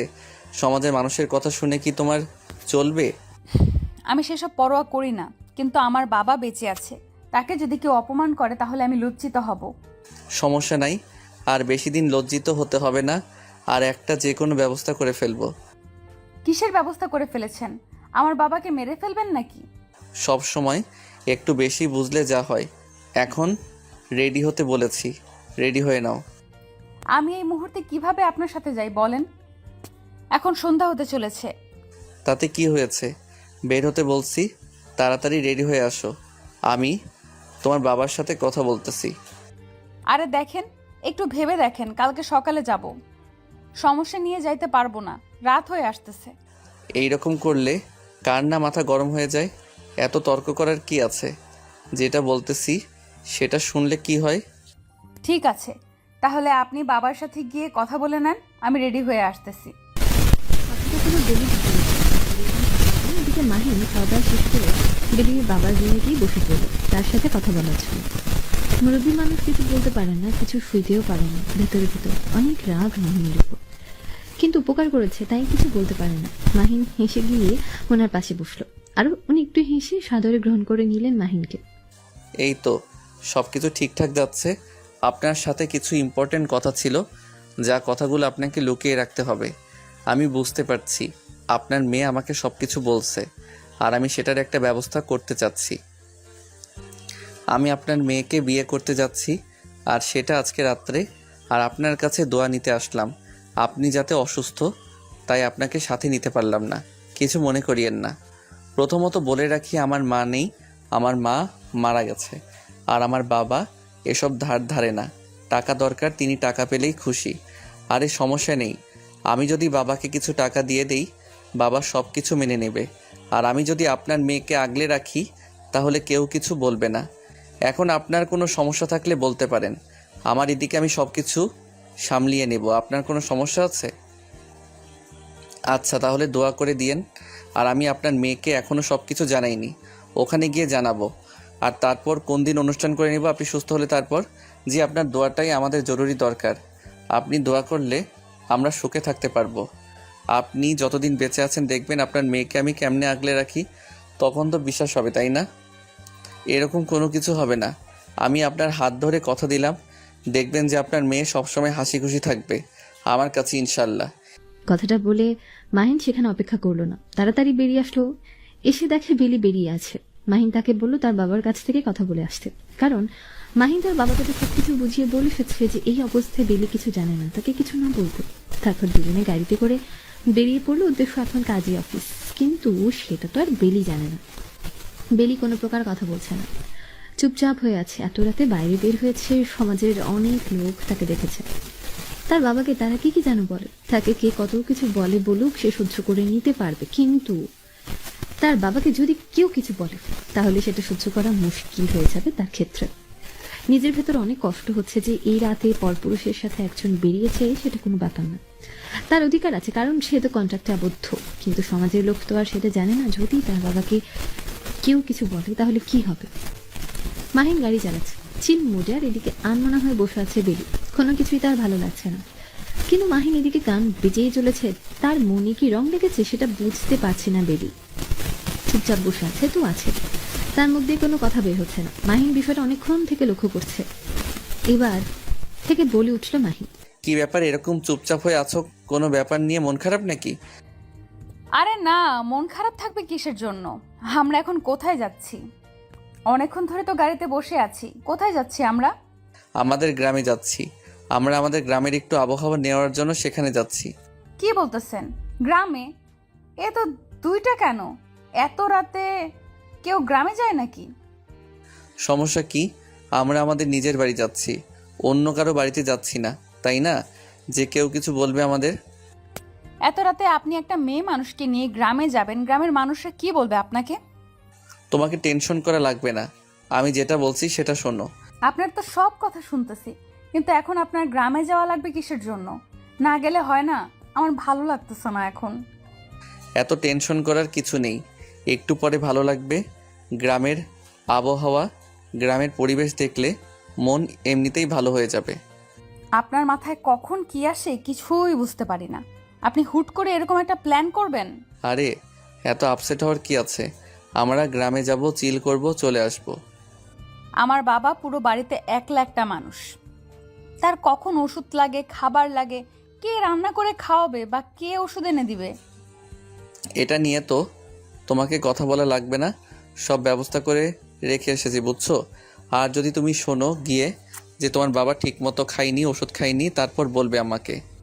আপনি আসলে মূলত করতে চাচ্ছেনটা কি আমার সাথে?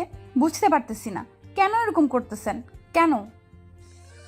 সেটা একটু পরেই বুঝতে পারবা, গ্রামে গেলেই সব কিছু দেখলেই তারপর বোঝা যাবে কেন করতেছি। আচ্ছা ঠিক আছে, আপনারা যা করেন করেন, আমাকে মেরে ফেললেও ফেলেন, আমার আর কোনো সমস্যা নেই। তার মানে আরও ভালো হলো, আমাকে আর বেশি কষ্ট করতে হবে না। তাহলে আমি যেটা বলবো সেটা করবা, ঝামেলা শেষ। আপনি কি সত্যি সত্যি আমাকে মেরে ফেলার জন্য নিয়ে আসছেন গ্রামে? তো এমনি এমনি নিয়ে যাচ্ছে নাকি যে কোনো একটা উদ্দেশ্য আছে? উদ্দেশ্য ছাড়া কেউ কি যায় নাকি? আপনি সত্যি আমাকে মেরে ফেলবেন? সত্যি? হ্যাঁ, এখানে কোনো ডাউট থাকার কথা না, আমি সত্যি সত্যি এই জন্য নিয়ে যাচ্ছি। বেলি এবার একদম চুপ হয়ে গেল, তার মুখে কোনো কথা বের হচ্ছে না। তার 2 চোখের কোনায় নোনা জল একটু একটু করে জমতে শুরু করলো, কখন যে গড়িয়ে পড়বে সেটাই বুঝতে পারছে না। এভাবে কথা বলে নিয়ে এসে যদি এরকম একটা মানুষ এরকম ভাবে তুলনা করে, তারও ভালো লাগবে? যখন আপনি শুনবেন কেউ আপনাকে মেরে ফেলার জন্য নিয়ে যাচ্ছে, তখন আপনার কলিজাটা নিজেই কাঁপাকাঁপি শুরু করবে, পুরো শরীর লোম দাঁড়িয়ে যাবে। কি করবে না করবে কিছুই বুঝতে পারছে না, সে তো কিছুই জানে না কোথায় কি করতে হয়। চুপচাপ বসে রইল, নিজের জীবন বিসর্জন দেওয়ার জন্য অপেক্ষা। রাক্ষস মানুষের সাথে সে যাচ্ছে। দেখতে দেখতে সকাল হয়ে আসলো, তাও বেলির চোখে বিন্দু পরিমাণ ঘুম বলতে কিছু নেই। টেনশনে মাথা ব্যথা শুরু হয়ে গিয়েছে, সেদিকে তার কোনো লক্ষ্য নেই। সে তার বাবার কথাগুলো চিন্তা করছে, কি হবে এই মানুষটা। দেখতে দেখতে সকাল হয়ে আসলো, আর মাহিনী গ্রামে পৌঁছে গেল। মাহিন আগে থেকে সবাইকে সবকিছু বলে রেখেছিল তার দাদিকে, সে এখানে এসে বিয়ে করবে, যেন সেই হিসেবে সবকিছু সাজিয়ে রাখে, আর আশেপাশের মানুষদেরকে বলে রাখে গ্রাম্য পরিবেশে বিয়ে করবে। তার দাদা দাদি সেই হিসেবে সবকিছু সাজিয়ে রেখেছে, তারা অপেক্ষা করছে কখন বরকনে চলে আসবে, তারা বিয়ের আয়োজনটা শুরু করবে। কাজী সাহেব এসে উপস্থিত, তারপর তারা চলে আসলো। আর বেলি বাড়ির এরকম সাজসজ্জা দেখে একটু ঘাবড়ে গেল। এখানে বিয়ে হচ্ছে কার আবার? তার মানে কি মাহিন তাকে ভয় দেখানোর জন্য সেটা বলেছিল? সে কি বিয়ের দাওয়াত খেতে এসেছে? এবার একটু স্বস্তির নিঃশ্বাস নিল বেলি, কিন্তু তাও তো আর কনফিউশন দূর হচ্ছে না, কি হচ্ছে তার সাথে। আর মাহিন কি করতে যাচ্ছে কিছুই বুঝতে পারছে না। কার বিয়ে? মাহিনের সাথে দেখে তার দাদি এসে তাদের দুজনকে ঘরের ভেতর নিয়ে গেল। বেলিকে নিয়ে গেল কয়েকজন মেয়ে এসে তাকে গোসল করানোর জন্য, আর মাহিনকে দাদি গোসল করানোর জন্য আলাদা এক সাইডে নিয়ে গেল। দুজনকেই গোসল করানো হলো। গোসল শেষে দুজনেই সেজেগুজে রেডি, কিন্তু বেলি বুঝতে পারছে না তার সাথে হচ্ছেটা কি আর কি করানো হচ্ছে তাকে দিয়ে এখানে। কাজী সাহেব বিয়ে পড়া শেষ করলো, বেলির কাছে গেল কবুল বলানোর জন্য। বেলি কিছুই বলছে না, চুপচাপ সেখানে বসে আছে। সেটা দেখে মাহিন উঠে আসলো। মাহিন উঠে এসে যেই দাঁড়িয়ে পড়েছে, তখন বেলির পুরো শরীর যেন কাঁপাকাঁপি শুরু করেছে, তার ভেতরটা শুকিয়ে গিয়েছে। কোনো উপায় না পেয়ে শেষ পর্যন্ত কবুল বলেই ফেলল। আর সবাই হাসি মুখে তাদেরকে দোয়া দিল। কাজী সাহেব বিয়ের যথাক্রম কাজ শেষ করে তিনি চলে গেলেন। বাড়িতে যত মেহমান এসেছিল সবাই তাদেরকে দোয়া দিল, আর সবাই খাওয়া দাওয়া করে যে যার বাড়িতে চলে যাচ্ছে। বিয়ে বাড়ির আয়োজনটা বেশ খটাকরেই হয়েছে, তাই বেশি মানুষ জানাজানি হয় না। এলাকার আশেপাশে যে কয়েকটা বাড়ি ছিল তাদেরকে শুধু দাওয়াত দেওয়া হয়েছে, আর খাওয়া দাওয়া করে সবাই সবার বাড়িতে চলে যায়। এরকমটা করার কারণ কি? আপনি আমাকে বিয়ে করলেন, আর আপনি কোন দিক দিয়ে আমাকে আপনার বউ হিসেবে পারফেক্ট মনে করছেন? আমি এত কথা শুনতে চাই না। আর হয়তো তুমি টেনশন করতেছো তোমার বাবাকে নিয়ে। তোমার বাবাকে আমি সবটা বলেছি। তোমার বাবা জানে, তোমার বাবা নিজে থেকে দোয়া করে দিয়েছে আমাদের। আমরা চাইলে বাবাকে সাথে করে নিয়ে আসতে পারতাম, তাই না? উনি থাকলে আমি আরো অনেক খুশি হতাম। তুমি যেটা ভাবছো আমিও কিন্তু সব ভাবছি, কিন্তু ওনাকে এতদূর নিয়ে আসলে মনে হচ্ছে শরীরের কন্ডিশন অনেক খারাপ হয়ে যেত। আমরা অনুষ্ঠান করব, দেরি আছে। কিন্তু আপনি আমাকে না জানিয়ে এসব কেন করতে গিয়েছেন? আমি যদি না বলতাম তাহলে? না বলার কোনো অপশন নাই তোমার কাছে। যার জন্য তুমি না বলবা সেটা তো নাই তোমার কাছে। কী জন্য তুমি না বলবে আমাকে? আপনি এমন একটা সিচুয়েশনের মাঝে আমাকে এনে রেখেছেন, আমি ওখানে কিছুই বলতে পারতেছি না। আপনি আমার অনুমতি নিয়েছিলেন? অনুমতি নেওয়ার কি আছে? কেন, তুমি কি আমাকে বিয়ে করে খুশি না? আমি কখন সেটা বললাম? আপনি নিজে থেকে কথা বানিয়ে নেন কিসের জন্য? তাহলে তুমি আমাকে স্বামী হিসেবে পেয়ে অনেক খুশি, তাই তো? মোটেও না, আমি কোনো কিছুতেই না। কি আজব কথা বলতেছো। এখন আর এত কথা বলতে পারবো না, যাও এগুলো চেঞ্জ করে দাও। কেউ সাত সকালে বিয়ে করে এই প্রথম আমি দেখলাম যে কেউ এত সকালে বিয়ে করে। সবার থেকে আমি ব্যতিক্রম, তাই ব্যতিক্রম ধর্মীয়ভাবে আমি হচ্ছি যে বিয়েটা করলাম। এখন এখানে কি থাকবেন নাকি শহরের দিকে আবার রওনা দিবেন, কোনটা? আমার এখানে বাসরাত করব, 2 দিন থাকবো, ঘুরবো, গ্রাম দেখবো, তারপর শহরে ফিরে যাব। তাতে মনে হয় বাসর রাত করেন নাই, বাকি রাখছেন। সবকিছু আগেই শেষ করে ফেলছেন। দোষটা কি আমার একার ছিল? তুমি যদি না যাইতে তাহলে কি আমি তোমার সাথে এরকম করতাম? তুমি তো নিজে থেকে অফার দিয়েছো আমাকে। কই, তখন তো সদয় দেখে একবারও বললেন না যে আমি টাকা নিয়ে যান, শরীর লাগবে না। তখন তো ঠিকই নিয়ে আসলাম শরীর। এখন এসব নিয়ে আমি তর্ক করতে চাচ্ছি না মোটেও, কারণ আমি একজন ছেলে মানুষ আর আমার চাহিদা। যাও। হয়েছে, থাক, আর কিছু বলতে হবে না। আমি ওই টপিক নিয়ে আর কোনো কথা বলতে চাচ্ছি না। এখনো খুলে রেখে চেঞ্জ করে ফেলে আসো, বের হবো ঘুরতে। আমাকে কি মানুষ মনে হয় না? আপনি যেভাবে বলতেছেন। না, তোমাকে মানুষ মনে হয় না, তোমাকে রোবট মনে হচ্ছে। যত তাড়াতাড়ি চেঞ্জ করে আসো। আমি এখন কোথাও যেতে পারবো না। এখন আমি ঘুমাবো বিকেলের দিকে, এখন বের হব। আমাকে একটু ঘুমাতে দেন। সারা রাস্তা তো ঘুমাতে ঘুমাতে এসেছো, এখন আবার বলতেছো ঘুম পাচ্ছে। এটা কোন ধরনের কথা? আমি এখন কোথাও যাচ্ছি না, ঘুমাবো। তোমার যেখানে যাওয়ার খুশি তুমি যাও, আমি ঘুমাবো, টাটা। কথাটা বলে বেলি চেঞ্জ করার জন্য চলে গেল। আর এদিকে মাহিন বসে আছে, সে নিজেও চেঞ্জ করে নিল। তারও একটু ক্লান্ত লাগছে, সেখান থেকে আসার পর থেকে এখনো দম নেওয়ার সময়টুকু পায়নি, তাই সেও নিজের ইচ্ছে চেঞ্জ করলে এখন তো আর কোথাও যাবে না, সেও ঘুমাবে। বেলি চেঞ্জ করে বের হয়ে এসে দেখে মাহিন আগেভাগে বিছানা দখল করে শুয়ে পড়ে আছে। বেলি একটু অবাক হচ্ছে না, কারণ কখন তার মুড কোন পাশে চলে যায় সে নিজেই বুঝতে পারে না। আরও তো বেলি কোনো কথা না বলার বিছানায় এক সাইডে গিয়ে শুয়ে পড়ল। বেলি ভেবেছিল মাহিন হয়তো একটু ঘুমিয়ে পড়েছে। সে কখনো কল্পনা করতে পারেনি যে মাহিন ঘুমের ভান করে শুয়ে আছে, ঘুমায়নি। মাহিন কোনো কথা না বলে চুপচাপ বেলির পায়ের উপর নিজের পা দুটো তুলে দিল, তারপর ধীরে ধীরে তার হাত বেলির পেটের উপর রাখলো। বেলি বুঝতে পারছে না মাহিন কি ইচ্ছে করে এরকমটা নাকি ঘুমের ঘোরে করছে। সে কিছুই বুঝতে পারলো না, চুপচাপ ঘুমানোর জন্য ট্রাই করছে, কিন্তু ঘুম আসছে না। মাহিন বারবার তাকে ডিস্টার্ব করছে। মাহিন কোনো কথা না বলে বেলির বুকের উপর নিজের মাথাটা রাখলো, তারপর ধীরে ধীরে বেলির গলার কাছে নিয়ে গেল নিজের ঠোঁট দুটো, তারপর বেলির গলায় বসিয়ে দিল গভীরভাবে। বেলি এবার খুব ভালোভাবে করেই বুঝতে পারলো যে মাহিন এখনো ঘুমায়নি। এসব কি শুরু করছো তুমি? যে কোনো সময় দাদা দাদি চলে আসবে, আর তুমি? কেউ আসবে না এখন, সেটা নিয়ে তোমাকে টেনশন করা লাগবে না। এখন কেউ আসবে না বাড়িতে। তুমি তো সবসময় একটু বেশিই বোঝো। কেউ আসবে না, যদি কেউ চলে আসে তখন গ্রামের বাড়ি বলে কথা। আর এত টেনশন করিও না তো। সবাই জানে আজকে আমাদের নতুন বিয়ে হয়েছে, আর আমাদেরকে ডিস্টার্ব করতে আসবে শুনি, তাতে তোমার তো লজ্জা বলতে কিছুই নেই, তোমাকে আর কি বলি, যা খুশি করো। মনে হচ্ছে তুমি চাচ্ছ না। ঠিক আছে, তুমি যদি না চাও তাহলে আমি সরে যাচ্ছি, তোমাকে স্পর্শ করতেছি না আমি আর। আমি কি সেটা বলছি? আমি বলছি যদি কেউ আসে তখন কি হবে।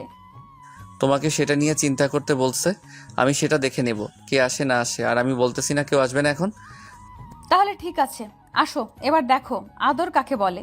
যদি কেউ আসে আমি কিন্তু তখন তোমাকে ছেড়ে দেবো না, বলে দিলাম আমি। আমি কি বলছি আমি তোমাকে ছেড়ে দেব? দেখা যাক কে কতক্ষণ কার দম ততক্ষণ থাকে। আজকে তো তুমি পারবা না। সেদিন আমার প্রথমবার ছিল, তার কারণে এরকম হয়েছে।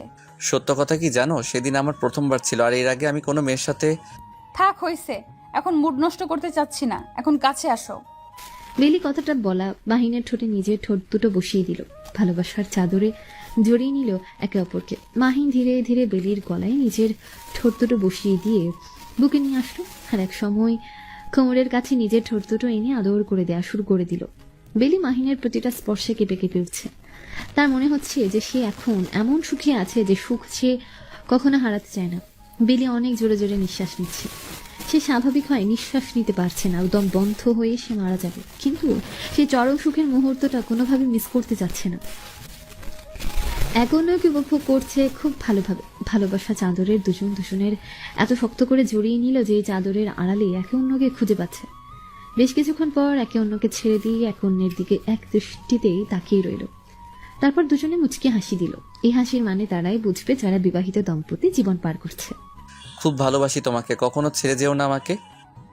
আমি তো আপনাকে ছাড়তেছি না, কিন্তু জোর করে যদি আমাকে বাধ্য করেন ছেড়ে যেতে, তাহলে তো কোনো কিছু করার থাকবে না আমার। হইছে, আর জ্ঞানমূলক কথাবার্তা বলতে হবে না, এখন ঘুমাও। তোমার না ঘুম পাচ্ছে? আমার ঘুম আর 12টা বাজিয়ে দিয়ে, আমার ঘুমের 12টা বাজিয়ে দিয়ে এখন বলতেছো ঘুমাও? আমার ঘুম পাচ্ছে না। আমার যে ঘুমের 12টা বাজায় দিলা তার কি হবে? আসো, আমার বুকে মাথা রেখে ঘুমিয়ে যাও, আমি একটু ঘুমাই, বিকেলে ঘুরতে বের হব। এখন আমার ঘুম পাচ্ছে না যে, তার কি করব? আমার আদর লাগবে আরো। এই কথা আগে বলবা না? মাহিন আর কোনো কথা বলল না। ভালোবাসার চাদরে আবারও মুড়িয়ে নিল বেলিকে। তাদের এই ভালোবাসা আজকে সার্থক, যদিও তাদের ভালোবাসায় প্রকাশ করা হয়নি, কিন্তু মনে মনে একজন আরেকজনকে অনেক ভালোভাবে চাইতো, সেটা বোঝা যাচ্ছে। ভালোবাসার মানুষের রূপ, রং, টাকা পয়সা এসব কিছুই দেখে না। যার সাথে যার মনের মিলন হয়ে যায় তাকে সে নিজের সবটা দিয়ে ভালোবাসে। তাদের দুজনেরই ভালোবাসার পরিপূর্ণতা তাদের ভালোবাসাকে সার্থক করে দিল আজকে। বিকেলে দুজনে ঘুম থেকে উঠে ফ্রেশ হয়ে বাইরে বেরিয়ে পড়ল গ্রামের প্রকৃতি দেখার জন্য। মাহিন অনেকদিন পর তার গ্রাম এসেছে। নদীর ধারে গিয়ে বসে দুজনে শীতল বাতাস স্নিগ্ধতার চাদরে মুড়িয়ে নিল এক অন্যকে। মাহিনের কাঁধে মাথা রেখে বেলি সামনে নদী দেখছে আর এই গ্রামের উপভোগ করছে। মাহিনের মনে আজকে অনেক প্রশান্তি বিরাজ করছে। তার মনে কোনো দুঃখ নেই, কষ্ট নেই, মাথায় কোনো টেনশন নেই। একদম রিল্যাক্সে তার প্রিয়তমার সাথে নিজের জীবনের সবচেয়ে সুন্দর মুহূর্ত, সেরা মুহূর্ত উপভোগ করছে সে। অনেক সুন্দর তাই না? প্রকৃতি, যদি প্রকৃতির প্রেমে পড়ে যাওয়া যায় একবার, তাহলে নিজেকে সার্থক বলা যায়। অনেক হয়েছে, এখন সন্ধ্যা হয়ে আসতেছে, বাসায় ফিরতে হবে। আর কিছুক্ষণ থাকি না? নদীরে কলকলানি পানির ডাক কি মধুর। তোমাকে আর কবি হতে হবে না, চলো এখন বাসার উদ্দেশ্যে রওনা দেবো রাতে। তুমি না আমাকে বললা এখানে 3 দিন থাকবে, আর আজকে আবার বলছো চলে যাবে রাতে, ব্যাপার কি? কিছু কাজ আছে, সেই কাজগুলো শেষ করে আবার আমরা গ্রামে আসব 7 দিনের জন্য, এই পরের মাসেই। তোমার কথার কি মূল্য নেই? আমি সেই হিসেবে প্ল্যান করতেছি, আর তুমি বলছো আজকে রাতে যাবে। আমি যাব না, তুমি যাও। আচ্ছা ঠিক আছে, আমিও যাচ্ছি না, রাহুলকে দিয়ে সব কাজ করে নিচ্ছি, 3 দিন থেকে তারপর যাব। মুয়া। পাগলি কোথাকার, এখন চলো, সন্ধে হয়ে যাচ্ছে, বাসায় যাই। তারপর একে অন্যের হাতে হাত রেখে বাসার উদ্দেশ্যে রওনা দিল। পরন্ত বিকেল, গ্রামের মৃদু বাতাস শরীরের ভেতরে আলাদা অনুভূতি এনে দিচ্ছে। অনেক সুন্দর লাগছে গ্রামীণ পরিবেশ। তারপর সুন্দর সময়, আশেপাশের পাকপাখালির ডাক, কি মধুর একটা পরিবেশ। নিজেদের এখানে হারিয়ে যেতে ইচ্ছে করছে। তাদের ভালোবাসা পূর্ণতা পেল কিন্তু এভাবে। বন্ধু, বাস্তবটা এত সহজ না, এত সস্তা না। বাস্তবটা অনেক কঠিন। নিজেকে গল্পের মতো করে সাজিয়ে নিতে হবে। তুমি তোমার মতন করে তোমার জীবনটাকে সাজিয়ে নিও, তাহলেই তুমি সুখী হবা। ভালো থাকবে, সুখী থাকবে। এই গল্প এখানে শেষ করছি। আল্লাহ হাফেজ।